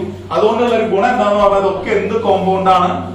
Coloured compound ആയിരിക്കും. എല്ലാവരും കളേഴ്സ് ഉണ്ടാവും. ഓക്കെ, അപ്പൊ അതാണ് ഡി ബ്ലോക്കിന്റെ പ്രത്യേകത. ഇനി പരീക്ഷയ്ക്ക് ചോദിക്കാൻ ചാൻസ് ഇല്ല, എന്നിരുന്നാൽ പോലും ബൈ ചാൻസ് ഇത് ചോദിക്കുകയാണെങ്കിൽ ഉള്ളൊരു ചോദ്യം ഈ ചാപ്റ്ററിൽ ഒന്ന് മാത്രമേ ഉള്ളൂ. അതെന്താന്ന് പറഞ്ഞാല് എന്താണ് എഫ് ബ്ലോക്ക്? എഫ് ബ്ലോക്ക് പറഞ്ഞാൽ എന്താ? നമ്മൾ നേരത്തെ ഒരു ഇൻട്രൊഡക്ഷനിൽ പറഞ്ഞിരുന്നു. എഫ് ബ്ലോക്കിൽ എന്തൊക്കെയുണ്ട്? ലെന്താനിയത്തിന് ശേഷമുള്ള 14 എലമെന്റ്സും ആക്ടിനിയത്തിന് ശേഷമുള്ള 14 എലമെന്റ്സ്. ലാന്തനോയിഡ്സും ഉണ്ട്, ആക്ടിനോയിഡ്സും ഉണ്ട്. ഈ ലാന്തനോയിഡ്സും ആക്ടിനോയിഡ്സും എന്താണ് ഇതിലത്തെ? എന്താ? ലാന്തനോയിഡ്സും ആക്ടിനോയിഡ്സും radioactive. Very good. Radioactive elements ആണ്. ഒരു വെരി ഗുഡ് പറഞ്ഞാൽ അങ്ങോട്ടാണ് നോക്കുക അല്ലെ? റേഡിയോ ആക്റ്റീവ് എലമെന്റ്സ് ആണ് എന്ത്? ലാന്തനോയിഡ്സും ആക്ടിനോയിഡ്സും. അപ്പൊ ലാന്തനോയിഡ്സിനും ആക്ടിനോയിഡ്സിനും റേഡിയോ ആക്ടിവിറ്റി സ്വന്തമായിട്ട് റേഡിയേഷൻ കൊണ്ടുവരാനുള്ളത്. ഈ എഫ് ബ്ലോക്കുള്ള എലമെന്റ്സ് എവിടെ ഉപയോഗിക്കും എന്നുള്ള ചോദ്യം ചോദിക്കാം. എവിടെ ഉപയോഗിക്കാം? നമുക്ക് റേഡിയേഷൻ എവിടെ ആവശ്യമുള്ളൂ? Nuclear power station. അതായത് നമുക്ക് എനർജി കൂടുതലായിട്ട് ബൾക്കായിട്ട് ഉണ്ടാക്കണമെങ്കിൽ അവിടെ ഉപയോഗിക്കുന്ന മൂലകങ്ങൾ ഏതായിരിക്കും? Uranium, plutonium. ഈ ബോംബുകളൊക്കെ അല്ലേ? ഹൈഡ്രജൻ ബോംബ്, ന്യൂക്ലിയർ ബോംബുകളൊക്കെ ഉണ്ടാക്കുന്നത് കൊണ്ടാണ്. ഏതുകൊണ്ട്? എഫ് ബ്ലോക്കിലുള്ള എലമെന്റ്സ് ഉപയോഗിച്ചിട്ട് അത്രയും പവറാണ്. ഓക്കെ, അപ്പൊ ഇത്രയും കാര്യങ്ങളാണ് നമുക്ക് ഫസ്റ്റ് ചാപ്റ്ററിൽ ഉള്ളത്. ഈ ഫസ്റ്റ് ചാപ്റ്ററിനെ ബേസ് ചെയ്തിട്ട് എപ്പോഴും ചോദിക്കുന്ന ഒരു ഷോർട്ട് ക്വസ്റ്റ്യൻ നമുക്ക് നോക്കി നോക്കാം. ഓക്കെ, ക്ലിയർ അല്ലേ? അപ്പൊ നമ്മള് ഈ ഒരു ക്വസ്റ്റ്യൻ, ഈ ഒരു ഫിഗറിനെ ബേസ് ചെയ്തിട്ട് കുറച്ച് ക്വസ്റ്റ്യൻസ് ഉണ്ട്. അതിൽ ഒന്നാമത്തെ ക്വസ്റ്റ്യൻ ഇതാണ്: list out the elements of element in S block. S ബ്ലോക്കിലുള്ള എലമെന്റ്സ് ഏതൊക്കെയാണ്? മൂലകങ്ങൾ ഏതൊക്കെയാണ്? അപ്പൊ 1 and 2 എഴുതിയിട്ടുള്ള ഗ്രൂപ്പ് ആയിരിക്കും ഏത്? S block. അതുകൊണ്ട് എസ് ബ്ലോക്കിലുള്ള എലമെന്റ്സ് AB ആയിരിക്കും. AB ആണ് എസ് ബ്ലോക്കിലുള്ളത്. ഒന്നാമത്തെ ക്വസ്റ്റ്യൻ വളരെ സിമ്പിൾ ആയിരുന്നു. രണ്ടാമത്തെ question: which element shows +2 oxidation state? +2 oxidation state ഏതാണ് കാണിക്കുക? കാരണം എസ് ബ്ലോക്കിലുള്ളതിലോ ഇത് +1 ഉം ഇത് എത്രയാ? +2 ആണ്. ഓക്കെ, +2 ഓക്സിഡേഷൻ സ്റ്റേറ്റ് കാണിക്കുന്നത് B ആണ്. +2 ഓക്സിഡേഷൻ സ്റ്റേറ്റ് കാണിക്കുന്നത്. ഇനി മൂന്നാമത്തെ question: which element contain 5 electrons in the outer most shell? പുറമേയുള്ള ഷെല്ലില്, ഔട്ടർ മോസ്റ്റ് ഷെല്ലില് 5 ഇലക്ട്രോൺസ് കാണണം. ഔട്ടർ മോസ്റ്റ് ഷെല്ല് പറഞ്ഞാല് ഇതില് 2 ആണെങ്കിൽ ഇവിടെ എത്ര എണ്ണം കാണണം? 5 എണ്ണം കാണണം. അതല്ലെങ്കിൽ ഇതിന്റെ ഒരു കൊലത്തിലൂടെ കാണണം. അങ്ങനെയുള്ളത് ഏതായിരിക്കും ഇവിടുത്തെ കോൺസെപ്റ്റിൽ ഉണ്ടാവുക? എങ്ങനെ അത് മനസ്സിലാക്കുക? 285 വരും അല്ലെ? 285 വരുന്ന കോൺസെപ്റ്റ് ഉണ്ട്. ഓക്കെ, അപ്പൊ നമ്മളുടെ ക്വസ്റ്റ്യൻ ഇതായിരുന്നു: ഇലക്ട്രോൺസില് 5 ഇലക്ട്രോൺസ് ഔട്ടർ മോസ്റ്റ് ഷെല്ലിൽ ഏതാണുള്ളത്? അത് ഏതാ? E ആണ്. എങ്ങനെയാണ് മനസ്സിലാക്കുക? 285 285 എന്നുള്ളൊരു ഓപ്ഷൻ ഉണ്ട്. പിന്നെ അടുത്തത് ഏതിനാ? 25നാണ് ഓപ്ഷൻ അല്ലേ? ആണോ അല്ലേ? അപ്പൊ ഇതില് ഏത് കോൺസെപ്റ്റിലാണ് നമ്മൾ ഇവിടെ വർക്ക് ആവുക? 285. ഓക്കെ ആണോ? ഓക്കെ ആണ്, പ്രശ്നമില്ല. അപ്പൊ എന്തായാലും ഈ ആണ് നമുക്ക് ഇവിടെ കിട്ടുന്ന എലമെന്റ്. ഓക്കെ, അത് 25 എന്നാണ് വരുന്നത്. 285 അല്ല, 25 എന്നാണ് വരുന്നത്. ഓക്കെ, ഇനി എന്തായാലും നിങ്ങൾ പറഞ്ഞത് ശരിയാണ്. 1 + 1 2, 1 2 3 4 5. ഓക്കെ, ഈ കോൺസെപ്റ്റ് കറക്റ്റ് ആണ്. ഇനി അടുത്തത് 285 ആണെങ്കിൽ ഇവിടെ എത്ര എണ്ണം വരണം? 10 + 5 15 അറ്റോമിക് നമ്പർ ഉണ്ടെങ്കിൽ അത് വരാം.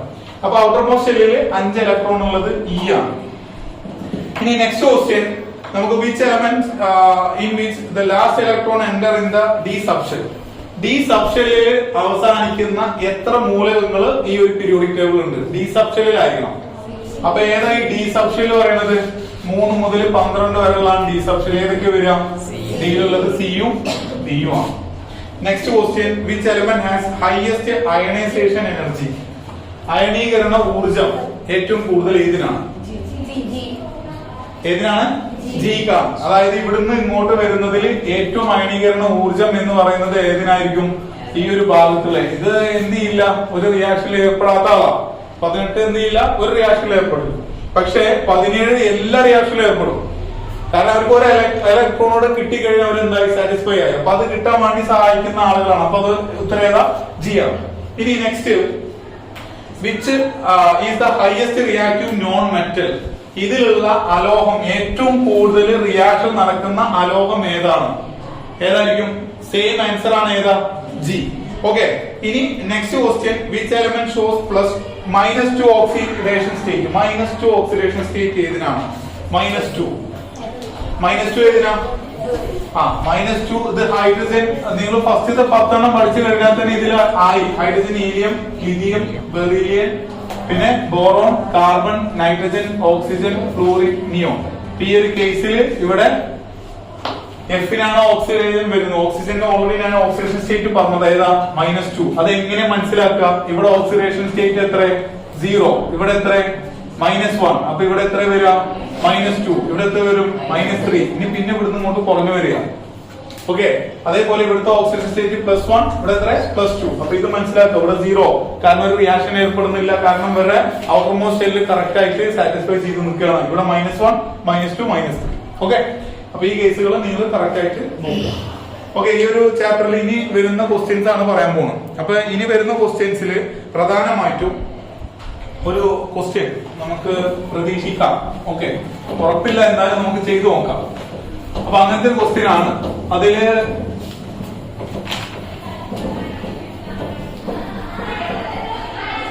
അതിലുള്ള ഒരു ക്വസ്റ്റ്യൻ ഇതാണ്.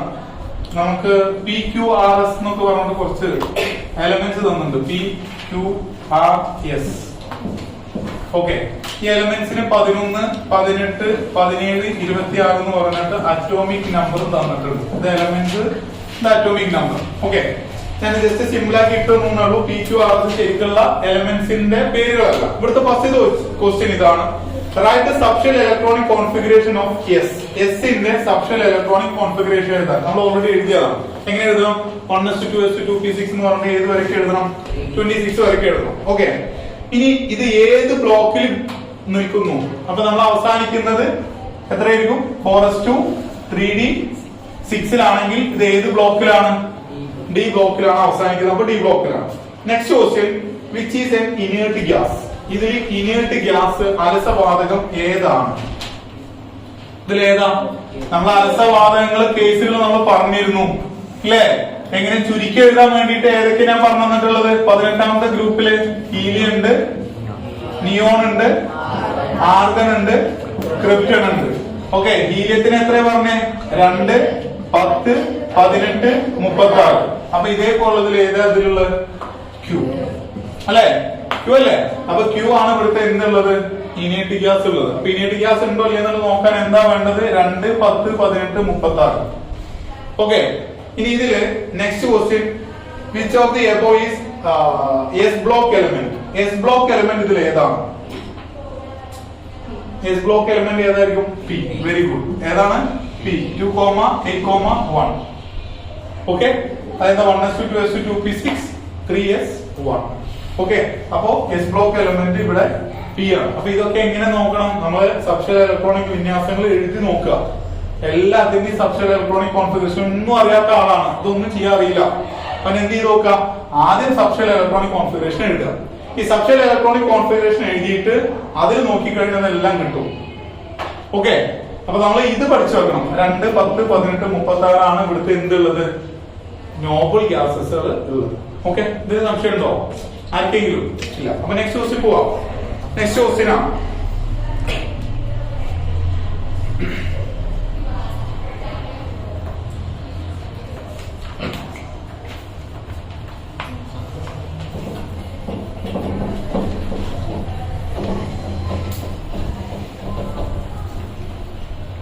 There are 7 electrons in the third shell of an element. ഒരു മൂലകത്തിന് മൂന്നാമത്തെ ഷെല്ലില് എത്ര ഇലക്ട്രോൺസ് ഉണ്ട്? 7 ഇലക്ട്രോൺസ് ഉണ്ട്. അങ്ങനെയാണെങ്കിൽ write the subshell electronic configuration എന്ന് പറയുന്നത് എന്താണ്? സബ്ഷെൽ ഇലക്ട്രോണിക് കോൺഫിഗറേഷൻ ഇതിന്റെ എഴുതണം.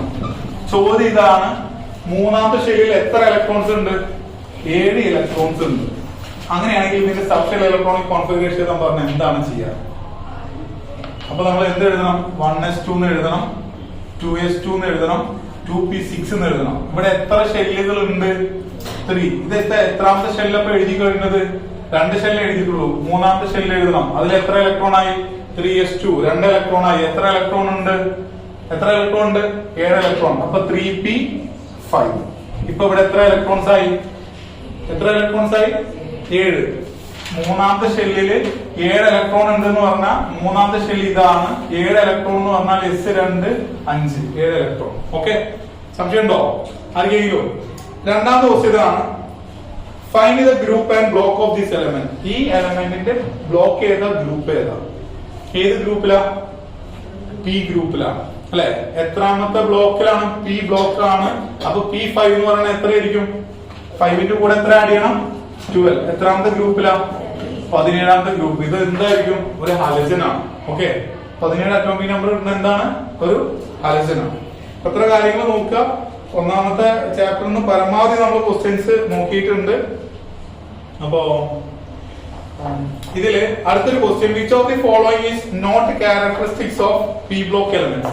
പി ബ്ലോക്ക് മൂലകത്തിന്റെ സമാന ഗുണങ്ങളല്ലാത്തത് ഏതാണെന്ന് ചോദിച്ചിട്ടുള്ളൂ. ഒന്ന്, ഹൈ ഇലക്ട്രോനെഗറ്റിവിറ്റി. പി ബ്ലോക്കിൽ ഇലക്ട്രോനെഗറ്റിവിറ്റി കൂടുതലായിരിക്കും. ശരിയാണോ തെറ്റാണോ? ശരിയാണ് അല്ലെ? അതിലാണ് 17ാമത്തെ ഗ്രൂപ്പ് ഒക്കെ വരുന്നത്. പി ബ്ലോക്കിൽ എന്ത് കൂടുതലായിരിക്കും? ഇലക്ട്രോനെഗറ്റിവിറ്റി കൂടുതലുണ്ടാവും. പിന്നെ belongs to 13 to 18. P block എന്ന് പറയുന്നത് 13 മുതൽ 18 വരെയാണ്. ശരിയാണോ തെറ്റാണോ? ശരിയാണ്. പിന്നെ ഹൈ അയണൈസേഷൻ എനർജി, അയണീകരണ ഊർജം കൂടുതലാണ്. ശരിയാണോ തെറ്റാണോ? ശരിയാണ്. ഹൈ മെറ്റാലിക് ക്യാരക്ടർ, അതിന് മെറ്റൽസിന്റെ സ്വഭാവം ഉണ്ടാവും. അത് ശരിയാണോ? അല്ല. അപ്പൊ പി ബ്ലോക്കിൽ എന്ത് ക്യാരക്ടർ കുറവാണ്? മെറ്റാലിക് ക്യാരക്ടർ, ലോഹത്തിന്റെ ഗുണങ്ങൾ കുറവാണ്. ഓക്കെ, അപ്പൊ അങ്ങനത്തെ ക്വസ്റ്റ്യൻസും ചോദിച്ചേക്കാം. അപ്പൊ അത് നിങ്ങൾ കറക്റ്റ് ആയിട്ട് മനസ്സിലാക്കി വെക്കുക. ഓക്കെ, ഇനി നമ്മള് നെക്സ്റ്റ് ക്വസ്റ്റ്യൻ,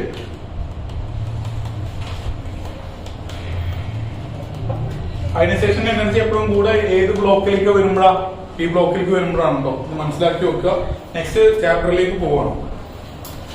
അപ്പൊ രണ്ടാമത്തെ ചാപ്റ്റർ ഗ്യാസ് ലോസ് ആണ്. ഗ്യാസിന് എന്തുണ്ട്? നിയമങ്ങളുണ്ട്. ഏതൊക്കെ നിയമങ്ങളാ?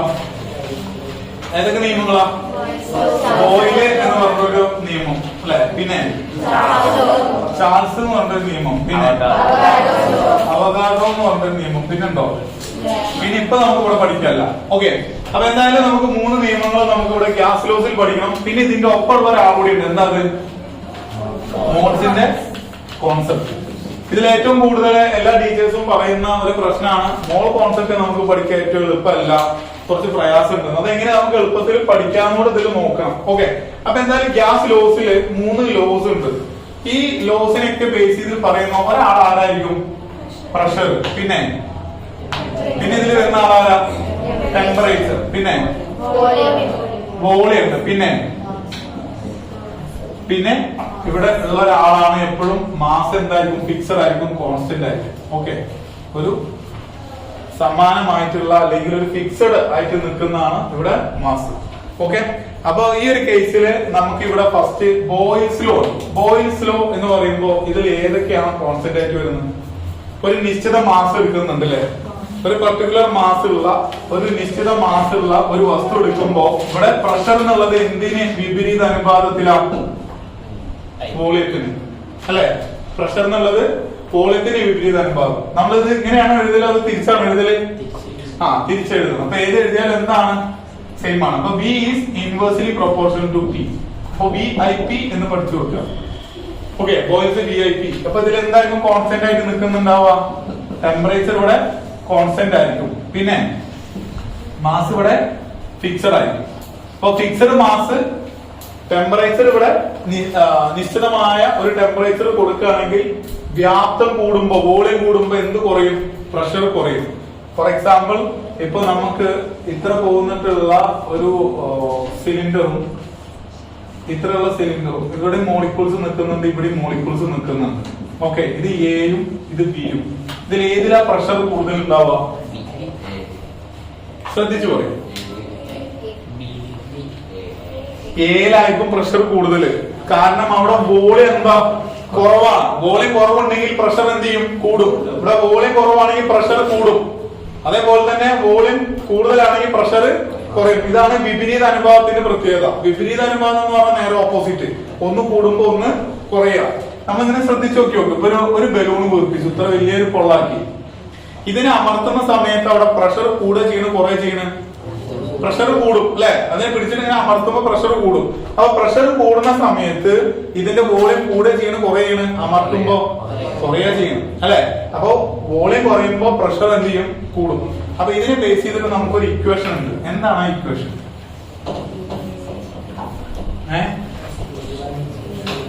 പറയണോ, എന്താണ് ഇക്വേഷൻ?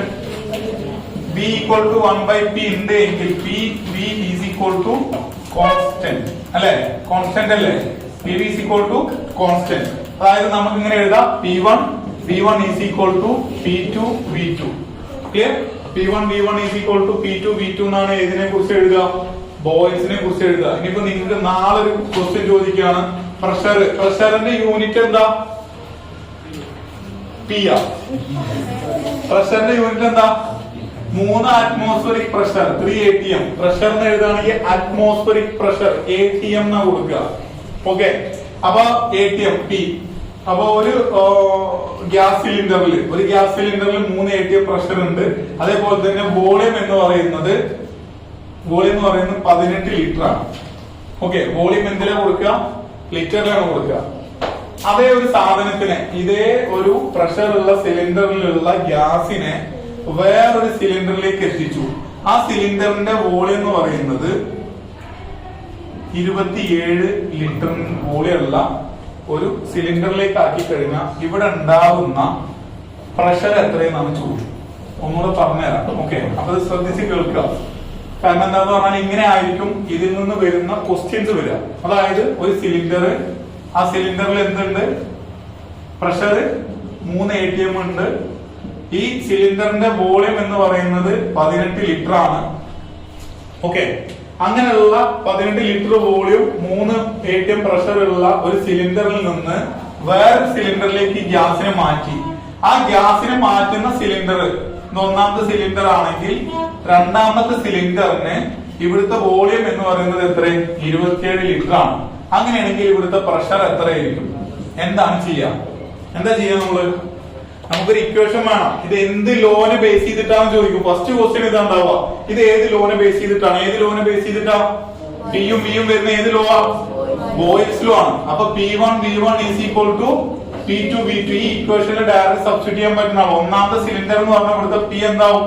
P1 ആവും. V എന്താവും?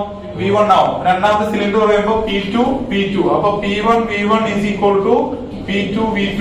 P1 എന്ന് പറയുന്നത് ഇവിടെ എത്ര? 3 into V1 എന്ന് പറയുന്നത് 18 is equal to P2 into 27. Okay, അപ്പൊ നമ്മളിവിടെ ചെയ്യേണ്ട കാര്യം എത്രയേ ഉള്ളൂ? 3 into 18. ഇത് ഇൻഡ് ചെയ്യേണ്ട ആവശ്യമില്ല, ജസ്റ്റ് ഇങ്ങനെ എഴുതുക. P2 is equal to divided by 27 എന്ന് വരും. ഓക്കെ, 27 3 എത്ര പ്രാവശ്യം പോവും? 9 പ്രാവശ്യം പോവും അല്ലെ. 918 എത്ര പ്രാവശ്യം പോകും 2. അപ്പൊ ഇവിടുത്തെ പി എത്ര കിട്ടി 280. ഇവിടെ പ്രഷർ കൂടി ഇവിടെ പ്രഷർ കുറഞ്ഞു. കാരണം എന്താ ഇവിടെ വോളിയം കുറവ് ഇവിടെ വോളിയം കൂടുതൽ. അപ്പൊ ഇത് ഏത് ലോനെ ബേസ് ചെയ്തിട്ടാ ബോയ്സ് ലോ. ഇതാണ് ബോയ്സ് ലോ പറയുന്നത്. V is inversely proportional to P. Okay Boyle's law പറയുന്ന ഇത്ര കാര്യമുള്ളൂ. എന്താണ് പ്രഷർ കൂടുമ്പോ ഇവിടെ വോളിയം എന്തായിരിക്കും കുറവായിരിക്കും. പ്രഷർ കുറഞ്ഞാല് അതിന്റെ അർത്ഥം എന്താ വോളിയം കൂടി, അല്ലെങ്കിൽ വോളിയം കൂടി കഴിഞ്ഞാൽ പ്രഷർ കുറഞ്ഞു. ഓക്കെ അപ്പൊ ഇങ്ങനെ ഒരു ക്വസ്റ്റ്യൻ ചോദിച്ചേക്കാം നാളെ പരീക്ഷയ്ക്ക്. ഓക്കെ അപ്പൊ അത് നിങ്ങൾ നോക്കുക. അങ്ങനത്തെ ഒരു ക്വസ്റ്റ്യൻ നമ്മൾ ചെയ്യാണ്. ജസ്റ്റ് നിങ്ങൾ ഇതൊന്ന് ചെയ്തിട്ട് പറയണം കേട്ടോ. ഓക്കെ ക്വസ്റ്റ്യൻ നമ്മുടെ എഴുതുകയാണ്.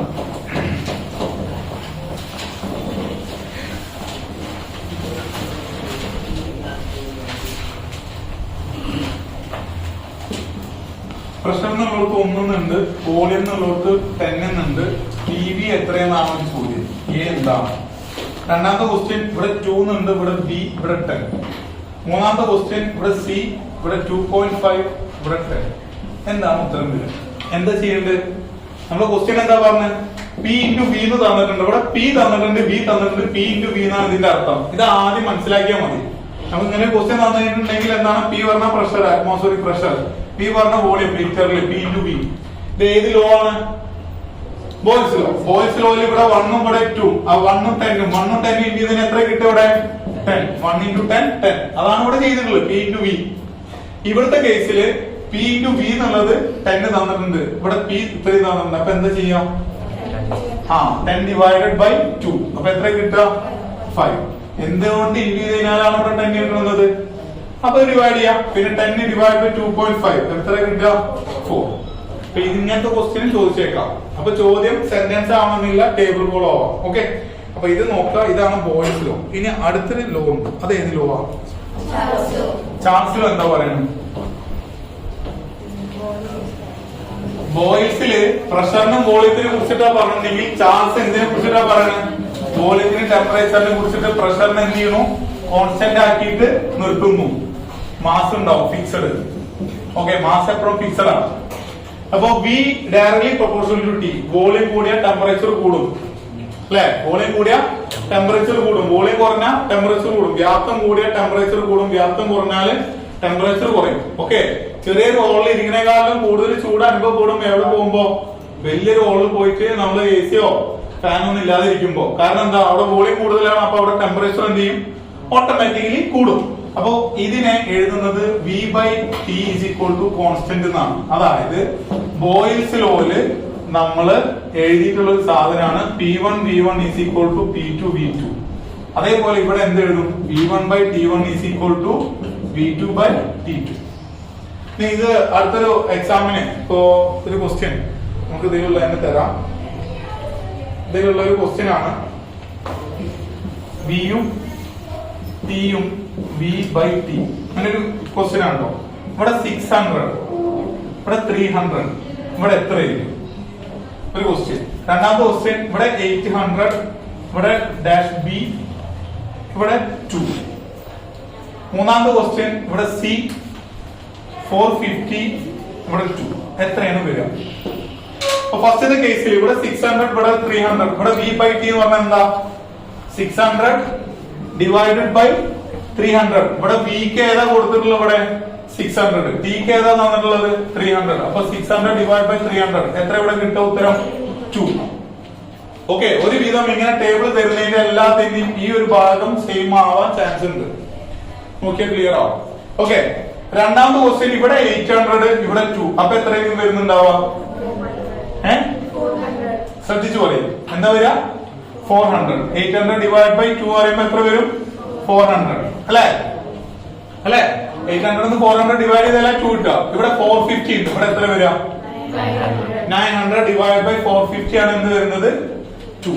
അപ്പോ ഇതിന്റെ കേസിൽ ക്വസ്റ്റ്യൻസ് ചോദിക്കാം, ഇതിന്റെ കേസിലും ക്വസ്റ്റ്യൻസ് ചോദിക്കാം. ഇതിൽ ഗ്രാഫ് ചോദിക്കാം.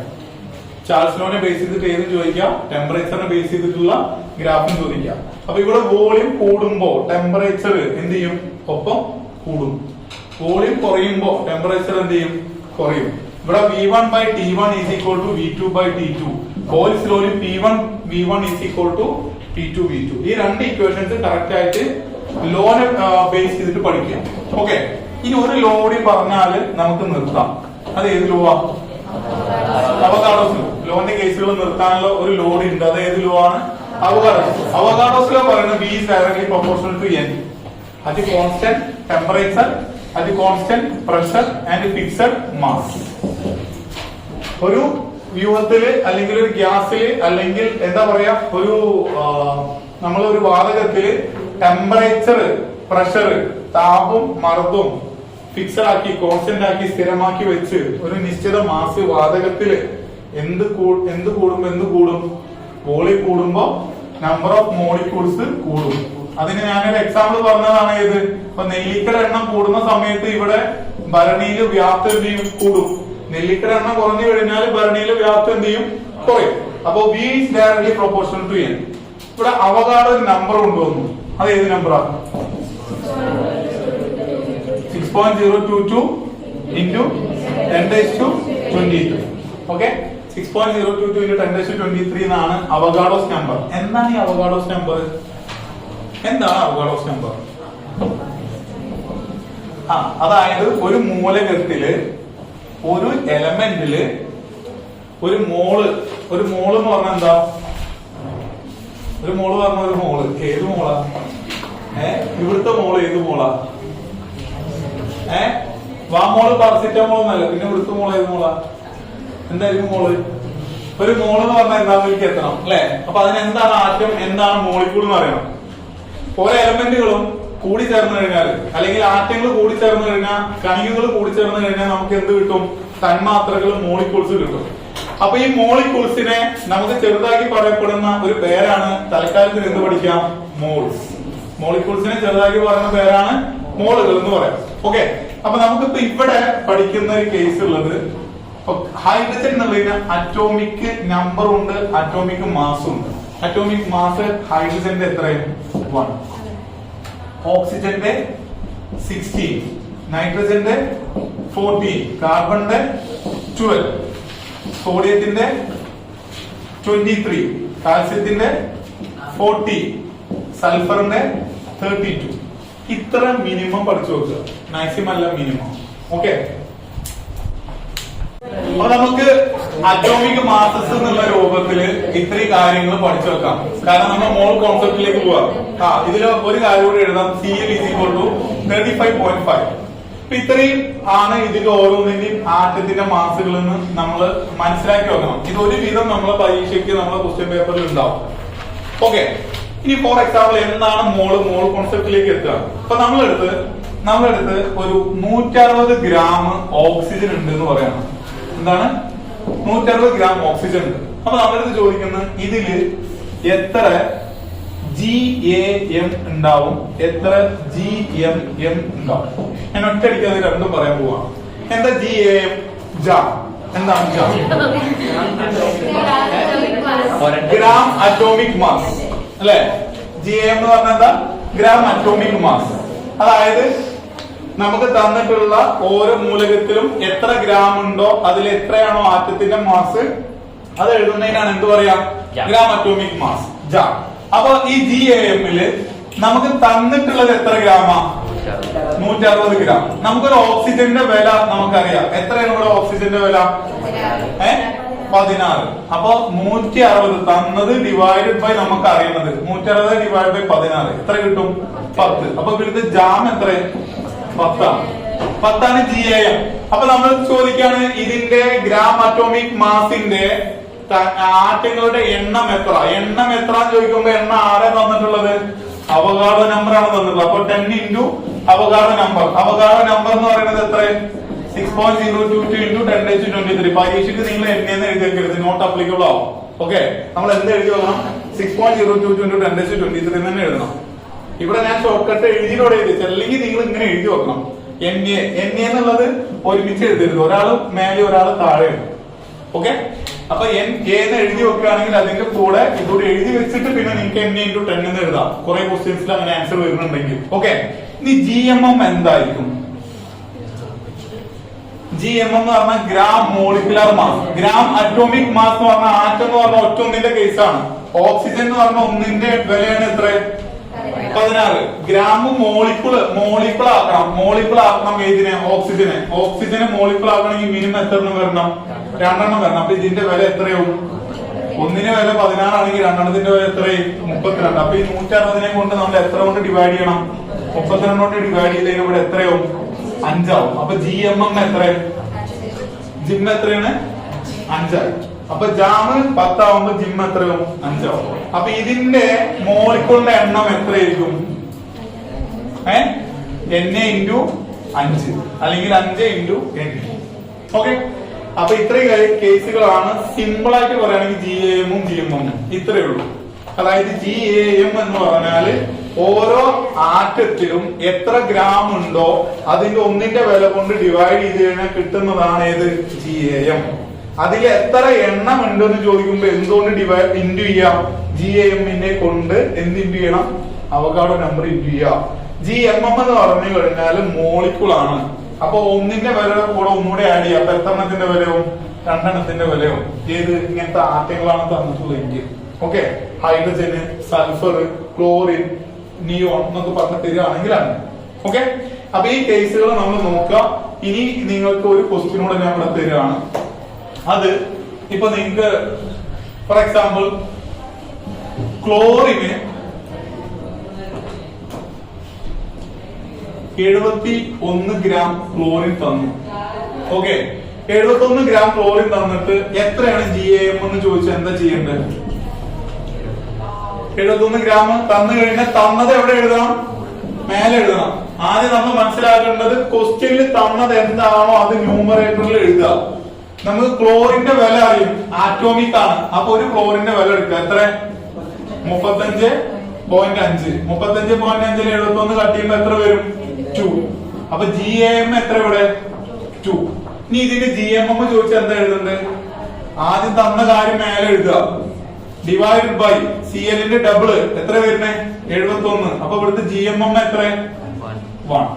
മനസ്സിലായോ? ഇവിടെ എണ്ണം ചോദിക്കുമ്പോ എന്തുകൊണ്ട് ഇൻറ്റു ചെയ്യണം? GAM കൊണ്ട് N ഇൻറ്റു ചെയ്യണം, അല്ലെങ്കിൽ GMM കൊണ്ട് N ഇൻറ്റു ചെയ്യണം. ഇത്രയേ ഉള്ളൂ.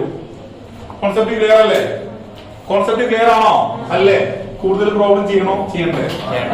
വേണ്ട. ഓക്കെ. അപ്പൊ അതില് നെക്സ്റ്റ് ഉള്ള ഒരു സാധനമാണ് molecular mass. Okay. Molecular mass എന്താണ്? മോളിക്കുലർ മാസ് എന്നുള്ളതാണ്. അപ്പൊ ഈ മോളിക്കുലർ മാസ് കണ്ടുപിടിക്കേണ്ട ഭാഗത്തിലേക്കാണ്. എന്താണ് മോളിക്കുലർ മാസ്? എന്താ മോളിക്കുൾ പറഞ്ഞാല്? ആറ്റങ്ങൾ തമ്മിൽ കൂടിയതാണ് മോളിക്കുൾ. അപ്പൊ അതിനുണ്ടാവുന്ന മാസുകൾ നോക്കുന്നതിനാണ് എന്ത് പറയാ? മോളിക്കുലർ മാസ് എന്ന് പറയാം. ഫോർ എക്സാമ്പിൾ H2SO4 എന്ന് തന്നു. ഇതിന്റെ മോളിക്കുലർ മാസ് കണ്ടുപിടിക്കാൻ പറയാം. അല്ലെങ്കിൽ CaCO3 അല്ലെങ്കിൽ NaOH ഇങ്ങനെയൊക്കെ തരുമ്പോ ഇതിന്റെ മോളിക്കുലർ മാസ് കണ്ടുപിടിക്കാൻ പറഞ്ഞാല് എന്താണ് ചെയ്യാൻ? അപ്പൊ നമുക്ക് ആദ്യം എന്താ അറിയണം? ഒരു എച്ചിന്റെ വില എത്രയെന്ന് അറിയണം അല്ലെ? എത്രയാണ്? 1. പിന്നെ Cl ആണെങ്കിൽ 35.5, Ca ആണെങ്കിൽ 40. ഞാൻ ഇത് മൊത്തം എഴുതാം. Nitrogen 14, oxygen 12, carbon oxygen 16, carbon 12.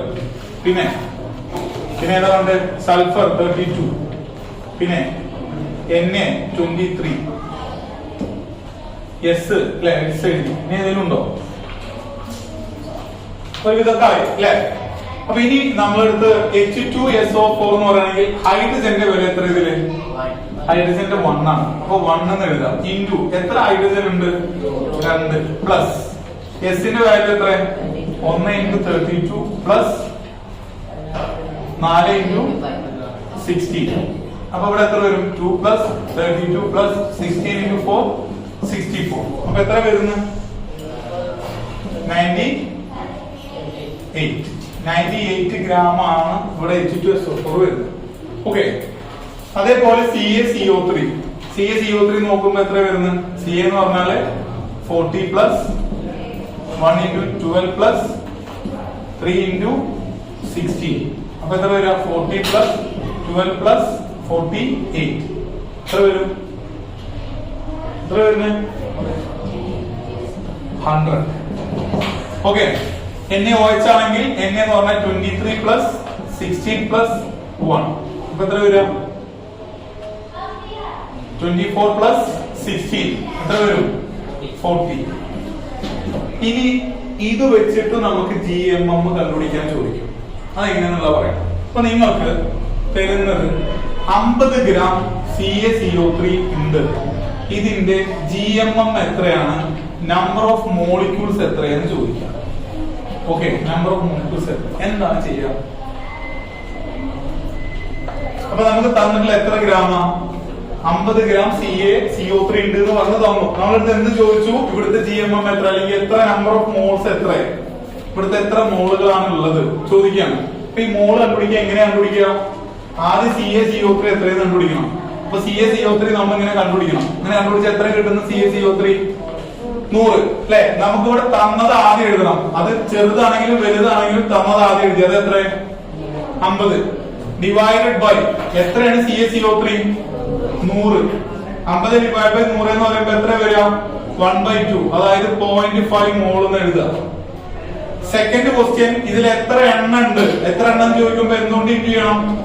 അവകാശ നമ്പർ കൊണ്ട് ഇൻഡു ചെയ്യണം. ഇങ്ങനത്തെ ക്വസ്റ്റ്യൻസ് ചോദിക്കലുണ്ട് കേട്ടോ. അപ്പൊ ഇങ്ങനെയുള്ള ക്വസ്റ്റ്യൻസ് നിങ്ങൾ ചെയ്യണം. അപ്പോ വേറെ ഒന്ന് 880 ഗ്രാം CO2 ഉണ്ട്. ഇതില് എത്രയാണ് മോള്, എത്രയാണ് ഇവിടുത്തെ മോളിക്യൂൾസ്, നമ്പർ ഓഫ് മോളിക്യൂൾസ് ഒന്ന് ചെയ്ത് നോക്കിയിട്ട് പറഞ്ഞു.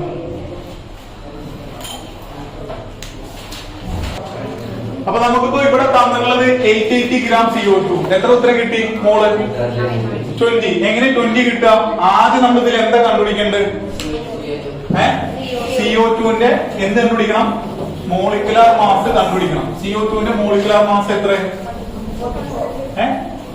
44. എങ്ങനെയാണ് കിട്ടുക? CO2 അല്ലെ? സിന്റെ എത്ര? 12 × 1 പ്ലസ് 16 × 2 അല്ലെങ്കിൽ 2 × 16. ഓക്കെ. അപ്പൊ ഇവിടെ 12 പ്ലസ് 32 എത്ര വരും? 44 ഗ്രാം എന്ന് വരും. അപ്പൊ ഇവിടെ തന്നിട്ടുള്ളത് ഇവിടെ ആദ്യം എഴുതുക. 880 ഡിവൈഡഡ് ബൈ 44. അപ്പൊ 44 ഡിവൈഡഡ് ബൈ 82 എന്ന് പറയുമ്പോ എത്ര വരും? 82 20. ഇപ്പൊ 20 ആണ് മോള്. മോളിക്യൂൾസിന്റെ എണ്ണം എത്ര? 20 × 6.022 × 10⁻23. ഇതെങ്ങനെയാണ് ചെയ്യുന്നത്? ഓക്കെ, ഇങ്ങനത്തെ ചോദ്യം ചോദിക്കും. ഇനി ഒരു കോൺസെപ്റ്റ് കൂടെ നമുക്കിവിടെ പഠിക്കാം. അത് എന്താ? Standard temperature and pressure. അതായത് ഇവിടെ സമാനമായ താപനില, മർദ്ദം എടുക്കുമ്പോൾ ഒരു ATM-ഉം ടെമ്പറേച്ചർ എടുക്കുമ്പോൾ 298-ഉം എടുക്കുമ്പോൾ എത്രയാണ് ഇവിടെ വരുന്നത് ഇതാണ് നമ്മൾ നോക്കുന്നത്. അപ്പൊ സ്റ്റാൻഡേർഡ് ഒരു മോൾ ഉണ്ടെങ്കിൽ അവിടെ വരുന്ന STP എത്രയായിരിക്കും? 22.4 ലിറ്റർ ആയിരിക്കും. STP എന്തിനാ നോക്കുന്നത്? വോളിയാണ്, ലിറ്ററിലാണ്. ഓക്കെ, അപ്പൊ ഇത് ശ്രദ്ധിക്കുക. അപ്പൊ നമുക്ക് 90 ഗ്രാം H2O തന്നു. 90 ഗ്രാം H2O തന്നു. ഇതില് നമ്മൾ പഠിച്ച എല്ലാ കാര്യങ്ങളും ചോദിക്കുകയാണ്. എത്രയാണ് മോള്, എത്രയാണ് മോളിക്യൂൾ, പിന്നെ അതേപോലെ തന്നെ എത്രയാണ് ഇവിടുത്തെ STP. ഈ 3 ചോദ്യം എങ്ങനെ ചെയ്യാം? അപ്പൊ നമുക്ക് ഇവിടെ 90 ഗ്രാം H2O എത്ര മോളുണ്ട്? എന്താ ചെയ്യാ? ആദ്യം നമ്മൾ എന്ത് കണ്ടുപിടിക്കണം? ഒരു H2O എന്ന് പറഞ്ഞ എത്ര ഗ്രാമാന്ന് കണ്ടുപിടിക്കണം. എത്ര ഗ്രാമാ? H2O 2 പ്ലസ് 16 എത്ര ഗ്രാമാ? 18 ഗ്രാം. അപ്പൊ 90 ഡിവൈഡ് ബൈ 18 എത്ര കിട്ടും? 5 മോൾ അല്ലെ? 150ന്റെ പകുതിയാണ് 90. അപ്പൊ 5 മോൾ. അപ്പൊ ഇനി മോളിക്യൂൾസ് എത്ര? 0.2 × 10⁻23. STPO 5 × 22.4 litre. ഇനി നിങ്ങൾക്ക് തിരിച്ചു ചോദിക്കാം. അതായത് 12.044 × 10⁻23 മോളിക്യൂൾസ് ഉണ്ട്. ഓക്കെ, അപ്പൊ ഇതിൽ എത്ര ആയിരിക്കും മോള്? CO2 ആണ് കേട്ടോ, CO2 ആണ്. അപ്പൊ ഇതിൽ എത്രയാണ് മോള്? ഫസ്റ്റ് ക്വസ്റ്റ്യൻ ഇതിൽ എത്രയാണ് മോള്. ഇനി രണ്ടാമത്തെ ക്വസ്റ്റ്യൻ ഇതിന്റെ STP എത്ര, ഇതിന്റെ ഗ്രാം എത്ര. എന്താണ് ചെയ്യുക? പറയും. അതായത് CO2 എന്നുണ്ട്. CO2 തന്നിട്ടുള്ള ആകെ കാര്യം 12.044 ഇൻറ്റു 10⁻23 ആണ് ഇവിടുത്തെ മോളിക്യൂൾസിന്റെ എണ്ണം. രണ്ടാമത്തെ ഇതില് ഫസ്റ്റ് ചോദ്യം എത്ര മോളുണ്ട്? എത്ര മോളുണ്ട്? 2 മോളുണ്ട്. നമുക്ക് എന്താ ചെയ്യേണ്ടത്? ഇവിടെ എന്ത് ചോദ്യം ചോദിക്കുകയാണെങ്കിലും നമുക്ക് തന്നത് എന്താണോ ഗിവൺ ഡാറ്റ, അതിൽ നിന്ന് നമുക്ക് അറിയുന്ന ഒരു ഡാറ്റ ഉണ്ടാവും. എന്താ നമുക്കറിയാം? 12.044 ഇൻറ്റു 10⁻23 തന്നിട്ടുണ്ടെങ്കിൽ അതിനെ കൊണ്ട് എന്ത് ഡിവൈഡ് ചെയ്യണം? 6.022 ഇൻറ്റു 10⁻23 ഡിവൈഡ് ചെയ്യണം. ഇപ്പൊ ഡിവൈഡ് ചെയ്യുമ്പോൾ ഇവിടെ എത്ര മോള് കിട്ടും? 2. ഇവിടെ 10 ഇത് കട്ടായി പോയി. 12ന്റെ നേരെ പകുതിയാണ് 6. അപ്പൊ എത്രയായിരിക്കും ഇവിടെ? 2. ഇവിടുത്തെ മോൾ എത്രയായി? 2 മോളായി. STP എത്ര വരിക? 2 ഇൻറ്റു 22.4 ലിറ്റർ. പിന്നെ ഗ്രാം എത്ര വരും? ഇവിടെ എത്ര ഗ്രാമാണ്? കാർബൺ ഡൈ ഓക്സൈഡ് 12 പ്ലസ് 32 എത്ര വരുന്നത്? 44. 44 ഇൻറ്റു 2 എത്ര വരും? 88 ഗ്രാം. ഇവിടെ 2 മോളില്ലേ? 2 മോൾ ഉണ്ടാവുമ്പോ ഒന്നിന്റെ വിലയാണ് എത്ര? 44. അങ്ങനത്തെ എത്ര ഉണ്ട്? 2 എണ്ണം. അപ്പൊ ഇവിടെ എത്ര വരിക? 88 ഗ്രാം. മനസ്സിലായോ? തിരിച്ചും മറിച്ചും ചോദിക്കുമ്പോ നമ്മള് എന്താണോ തന്നത്, ഇവിടെ മോളിക്യൂൾസിന്റെ എണ്ണാണെങ്കിൽ ഡിവൈഡ് ചെയ്യേണ്ടത് ഏതുകൊണ്ടാ? മോളിക്യൂൾസിന്റെ എണ്ണം കൊണ്ട്. ഓക്കെ, അപ്പൊ ഇനി ഞാൻ നിങ്ങൾക്ക് വേറൊരു ക്വസ്റ്റ്യൻ കൂടെ തരാം. So 11.2 litre, okay, 11.2 litre H2O ഉണ്ട് എങ്കിൽ ഇതിന്റെ മോൾ എത്ര, മോളിക്യൂൾസ് എത്ര, അതേപോലെ തന്നെ ഇവിടെ ഗ്രാം എത്രയാണ്? എന്താ ചെയ്യാ? ഇവിടെ എന്താ തന്നിട്ടുള്ളത്? ലിറ്റർ. ലിറ്റർ ആവുമ്പോ എന്തുകൊണ്ട് ഡിവൈഡ് ചെയ്യണം? എന്തുകൊണ്ട് ഡിവൈഡ് ചെയ്യണം? 22.4 കൊണ്ട് ഡിവൈഡ് ചെയ്യണം. 11.2 തന്നത് എപ്പോഴും മോള് കേട്ടോ. ഡിവൈഡഡ് ബൈ 22.4 കൊണ്ട് ഡിവൈഡ് ചെയ്തു. എത്ര വന്നു? 1/2. എത്ര മോളാ? 0.5 മോൾ, ഹാഫ് മോൾ, 0.5 മോൾ. മോളിക്യൂൾസ് എത്രയായിരിക്കും? 0.5 ഇൻറ്റു ഇത്ര അല്ലെ? ഗ്രാം എത്ര വരിക? ഗ്രാം എത്ര വരിക? 0.5 ഇൻറ്റു H2O എന്ന് പറഞ്ഞ എത്ര ഗ്രാമാ? 2 പ്ലസ് 16 എത്ര ഗ്രാമാ? 18. അപ്പൊ 0.5 ഇൻറ്റു 18 9 ഗ്രാം. മനസ്സിലായോ? ഒന്നുകൂടെ ശ്രദ്ധിക്കുക. 11.2 ലിറ്റർ H2O തന്നിട്ട് ഇത് എത്ര മോളാ ചോദിച്ചാൽ എന്താ ചെയ്യേണ്ടത്? ലിറ്റർ തന്നാ ഏതുകൊണ്ട് ഡിവൈഡ് ചെയ്യാം? ലിറ്റർ കൊണ്ട് ഡിവൈഡ് ചെയ്യാം. എത്ര ലിറ്ററിന്റെ STP എത്ര? 22.4 കൊണ്ട് ഡിവൈഡ് ചെയ്ത് കഴിഞ്ഞാൽ കിട്ടുന്നതായിരിക്കും ഇവിടുത്തെ എന്ത്? മോള്. ഓക്കെ, ഇതിന് നാളെ ടേബിൾ കോളത്തിലും ചോദിക്കാം ഇങ്ങനെ വരച്ചിട്ട് A എന്താ B എന്താ C എന്താ വെച്ചിട്ട്. ഓക്കെ, അപ്പൊ ഇത് ഇത്ര മോള്. അതേപോലെ തന്നെ 0.5 ഇൻറ്റു 6.022 ഇൻറ്റു 10⁻23 മോളിക്കുളായി. അതേപോലെ തന്നെ ഇതിന്റെ ഗ്രാം കൊണ്ട് ഇൻറ്റു ചെയ്ത് കഴിഞ്ഞാൽ ആ ഒരു പർട്ടിക്കുലർ 11.2 ലിറ്ററിലുള്ള H2O-ന്റെ അളവ്. ഓക്കെ, അപ്പൊ എന്തുകൊണ്ട് ഇൻറ്റു ചെയ്താൽ മതി? മോള് കൊണ്ട് ഇൻറ്റു ചെയ്യാം. അപ്പൊ ആദ്യം കണ്ടുപിടിക്കേണ്ട എന്തതില്? മോളാണ്. ഓക്കെ, അത് STP വെച്ച് തരാം, ഗ്രാം വെച്ച് തരാം, പിന്നെ മോളിക്യൂൾസിന്റെ എണ്ണം വെച്ചിട്ട് തരാം. ഇത് ഓക്കെ അല്ലേ? സംശയം ഉണ്ടോ? എക്സ്ട്രാ പ്രോബ്ലം വേണോ? വേണ്ട.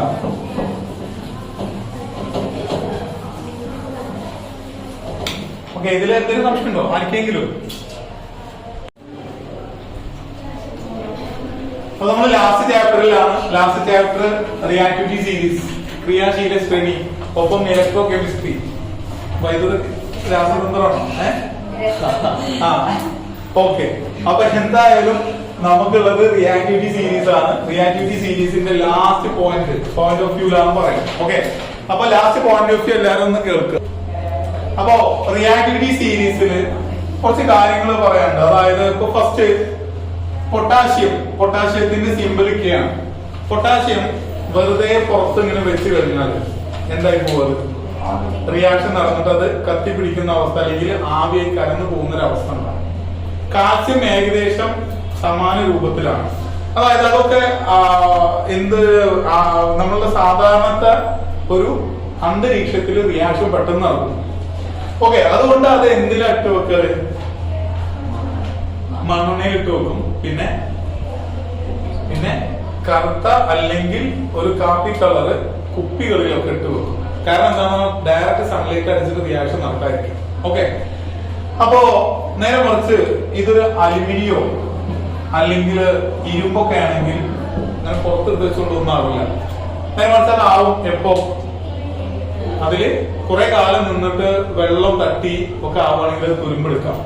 ഓക്കെ, കോപ്പർ ആണെങ്കിൽ വെറുതെ വെള്ളം തട്ടിയാലോ ചൂടുവെള്ളം തട്ടിയാലോ ആവില്ല, ആവി തട്ടണം കോപ്പർ തുരുമ്പെടുക്കണമെങ്കിൽ, അതായത് അതിന്റെ കൊറോഷൻ സംഭവിക്കണമെങ്കിൽ. നേരെ മറിച്ച് സ്വർണ്ണോ വെള്ളിയോ ഇതൊന്നും നടക്കുന്നില്ല, ഒരു റിയാക്ഷൻ അവിടെ നടക്കില്ല.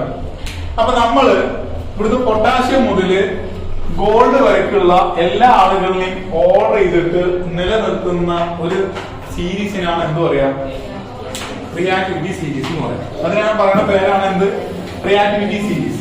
അപ്പൊ ക്രിയാശീല ശ്രേണി എന്ന് പറഞ്ഞാൽ റിയാക്ഷൻ കൂടുതലുള്ള ആള് മുകളിലും പിന്നെ റിയാക്ഷൻ കുറവുള്ള ആള് താഴെ, അല്ലെ?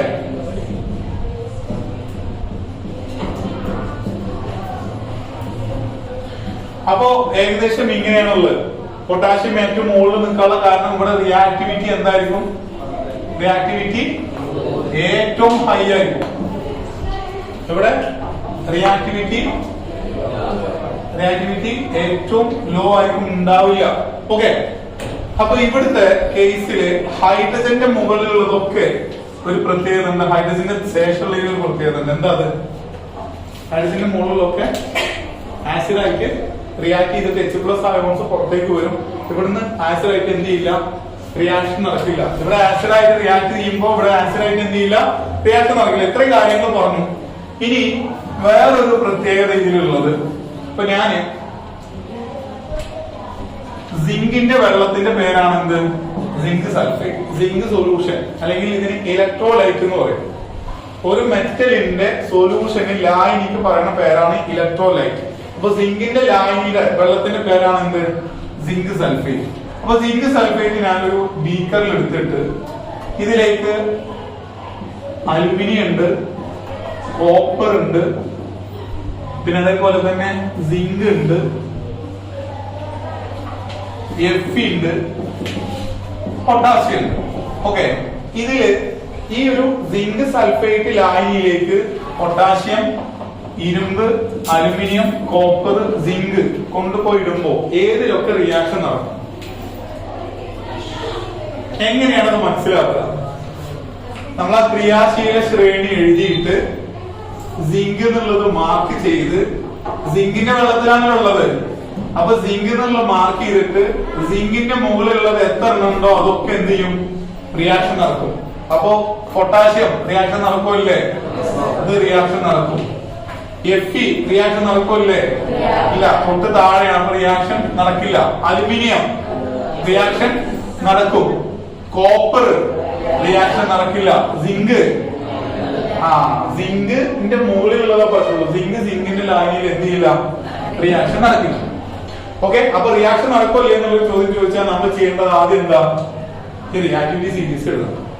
ഓക്കെ, അപ്പൊ റിയാക്ടിവിറ്റി സീരീസ് എഴുതി കഴിഞ്ഞാൽ മാത്രമേ നമുക്ക് എന്ത് ചെയ്യാൻ പറ്റുള്ളൂ, ഇവിടെ റിയാക്ഷൻ നടക്കോ ഇല്ലേ എന്നുള്ളത് നോക്കാൻ പറ്റുള്ളൂ. ഇനി അടുത്തത് ഇവിടെ കോപ്പർ തന്നു, കോപ്പറിന്റെ വെള്ളം, കോപ്പർ സൾഫേറ്റ് സൊല്യൂഷൻ. ഇതിൽ ഏതൊക്കെ റിയാക്ഷൻ നടക്കും? കോപ്പർ ആവുമ്പോ പൊട്ടാഷ്യം നടക്കും അല്ലെ, ഇരുമ്പ് നടക്കും, അലുമിനിയം, കോപ്പർ നടക്കില്ല, സിങ്ക് നടക്കും.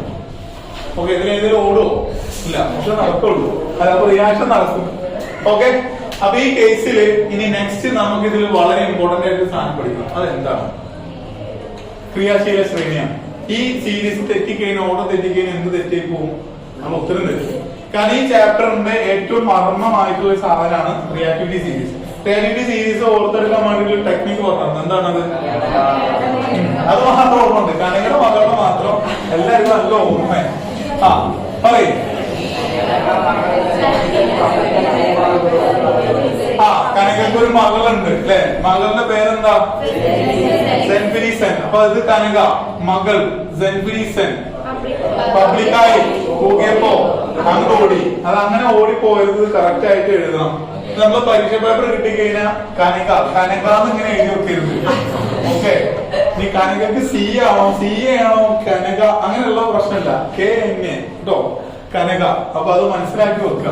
ഓക്കെ, അപ്പൊ കനകയുടെ മകൾ സെന്റ് വിൻസെന്റ് പബ്ലിക്കായി പോകിയപ്പോ അങ്ങോട്ട് ഓടിയെന്നുള്ള ഒരു സ്റ്റാൻഡേർഡ് ലെവൽ ഇല്ലെങ്കിലും നമ്മളത് അങ്ങനെ പഠിച്ചു വെച്ചിട്ട് വേറെ നിവൃത്തിയില്ല. കാരണം ഇതിൽ നിന്ന് ഒരു 4 മാർക്ക് ചോദിച്ചേക്കാം. അതായത് കനകയുടെ മകൾ എഴുതാനില്ല. അപ്പൊ നമ്മൾ നേരത്തെ ചോദിച്ചല്ലോ, നമ്മളൊരു എക്സാമ്പിൾ കാണിച്ചില്ലേ? നേരത്തെ ചോദിച്ച എക്സാമ്പിള്, ഇത് ചൂടുവെള്ളത്തിൽ റിയാക്ഷൻ നടക്കും, പച്ചവെള്ളത്തിൽ റിയാക്ഷൻ നടക്കും, ഏതിനാണ് പെട്ടെന്നുള്ള റിയാക്ടിവിറ്റി കൂടുക? പച്ചവെള്ളത്തിൽ റിയാക്ഷൻ നടക്കുന്നതിനാണോ റിയാക്ടിവിറ്റി കൂടുക, ചൂടുവെള്ളത്തിൽ നടക്കുന്നതിനാണോ? ഇല്ല, പച്ചവെള്ളത്തില്. ഓക്കെ, വെറുതെ ഇരിക്കുമ്പോ റിയാക്ഷൻ ഏറ്റവും കൂടുതൽ ഉണ്ടെങ്കിൽ അതിനാണ് റിയാക്ടിവിറ്റി കൂടുക.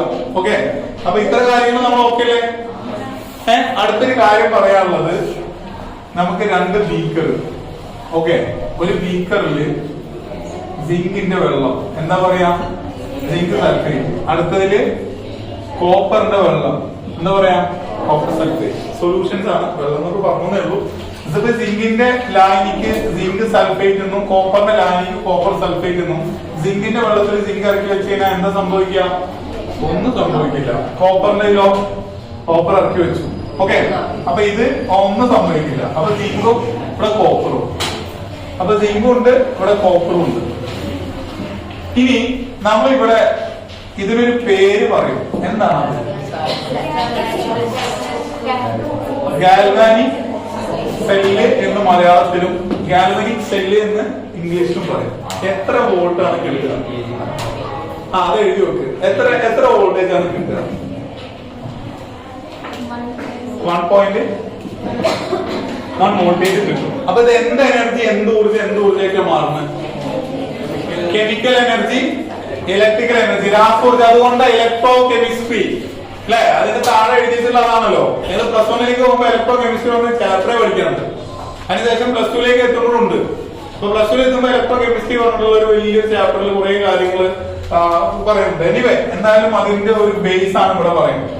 അപ്പൊ അതില് ഗാൽവാനിക് സെല്ലില് സിങ്കിന്റെ സൾഫേറ്റ് സൊല്യൂഷനിലും കോപ്പർ സൾഫേറ്റിന്റെ സൊല്യൂഷനിലും ഇവിടെ ഒരു വോൾട്ട് മീറ്റർ വെച്ചു. വോൾട്ട് മീറ്റർ എന്തിനായിരിക്കും വെക്കുന്നുണ്ടാവുക?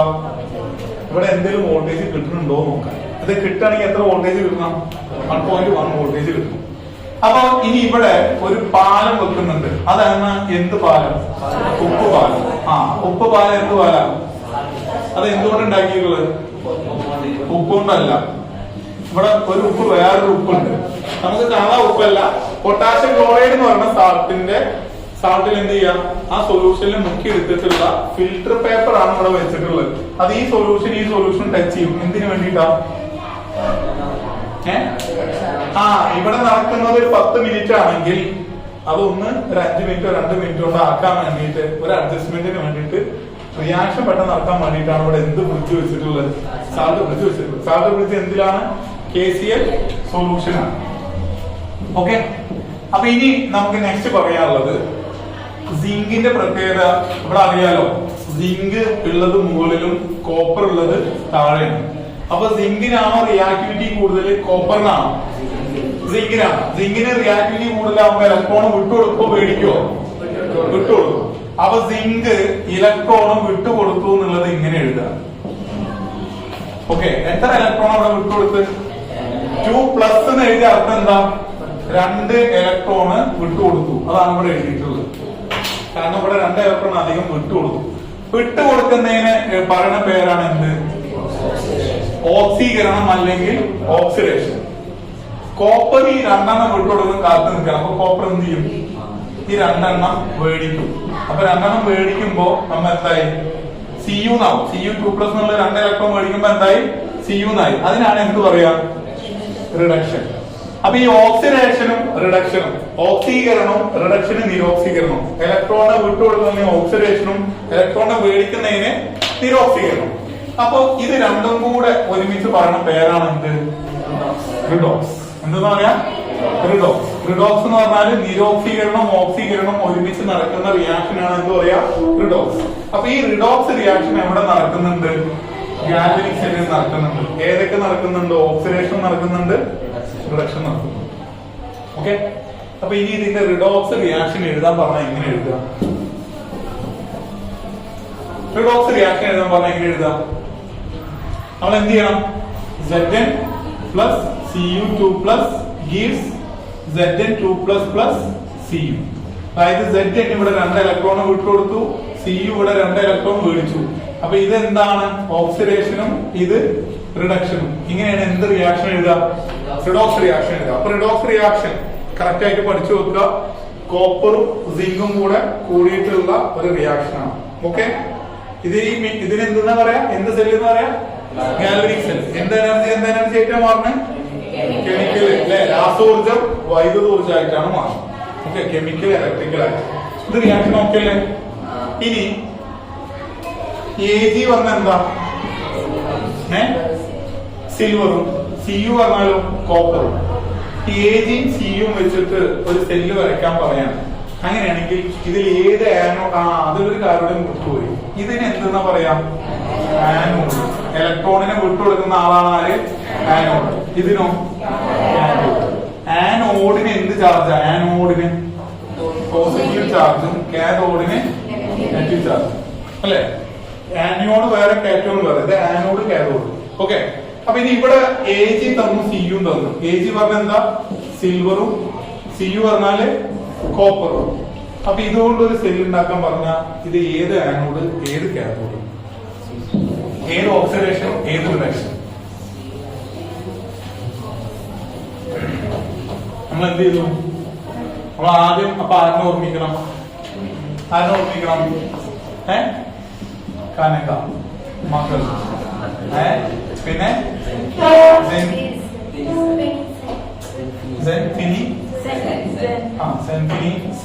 പബ്ലിക് ആയി അങ്ങനെ ഓടിയെന്നുള്ളത് ആദ്യം കൊടുക്കാം. ഇതില് Ag ആണോ Cu ആണോ മുകളിൽ വരുന്നത്? Cu മുകളില്, Ag താഴെ. അപ്പൊ Cuനെ എന്ത് ചെയ്യണം? ആനോഡിലും പിന്നെ Cuനെ ആനോഡിലും പിന്നെ Ag-NO3നെ കാഥോഡിലും വെക്കണം. ഓക്കെ, അപ്പൊ ഇവിടെ എന്ത് നടക്കും? ഓക്സിഡേഷൻ നടക്കും. എങ്ങനെ നടക്കുക? എത്ര ഇലക്ട്രോണാണ് വിട്ടുകൊടുക്കുക Cu? ശ്രദ്ധിച്ച് നോക്കിയിട്ട് പറയും. നിങ്ങൾ ടെക്സ്റ്റിൽ ഉണ്ട് അത് റിയാക്ഷൻ.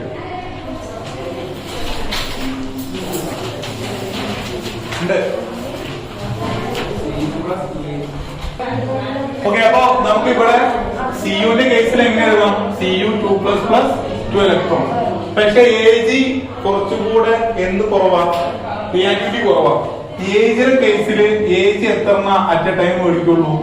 ഒരു ഇലക്ട്രോണാണ് മേടിക്കുള്ളൂ. ഓക്കെ, Ag എത്ര ഇലക്ട്രോണോ മേടിക്കുള്ളൂ? ഒരു ഇലക്ട്രോൺ. Cu എത്ര കൊടുക്കും? 2 കൊടുക്കും. Cu 2 ഇലക്ട്രോൺ കൊടുക്കുമ്പോ Ag 1 മേടിച്ചാൽ പോരാ. Ag എത്ര മേടിക്കണം? 2 മേടിക്കണം. അപ്പൊ നമുക്ക് അതിന്റെ റിയാക്ഷൻ ചെറിയൊരു വ്യത്യാസം ഉണ്ടാവും. എങ്ങനെയാണ് അത് എഴുതുന്നത്? നമ്മള് ലെഫ്റ്റ് സൈഡില് Cu+Ag+ എന്ന് എഴുതും അല്ലെ? Cu എത്ര കൊടുക്കുന്നത്? 2. അപ്പൊ Ag എത്ര മേടിക്കണം? 2 മേടിക്കണം. അപ്പൊ ഇവിടെ എത്ര വരും? 2 Ag വരും. ഓക്കെ, Cu കൊടുക്കുന്നത് 2 ഇലക്ട്രോൺ ആണ്. ഓക്സിഡേഷൻ ഇവിടെ സംഭവിക്കുന്നത്. ഓക്കെ, ഇത് മേടിക്കുന്ന ആളാരാ? Ag. ഓക്കെ, അപ്പൊ നിങ്ങളടുത്ത് ഏത് ക്വസ്റ്റ്യനും എന്ത് സെൽ ഉണ്ടാക്കാൻ പറഞ്ഞാലും മുകളിലുള്ള ആള് എന്താവണം? ആനോഡ്. താഴെയുള്ള ആള് കാഥോഡ്. അപ്പൊ ഈ കുട്ടിനെ ഒന്നുകൊണ്ട് പഠിച്ചു കൊടുക്കുക. ഓക്കെ, അപ്പൊ ദിസ് ഓൾ. Thank you.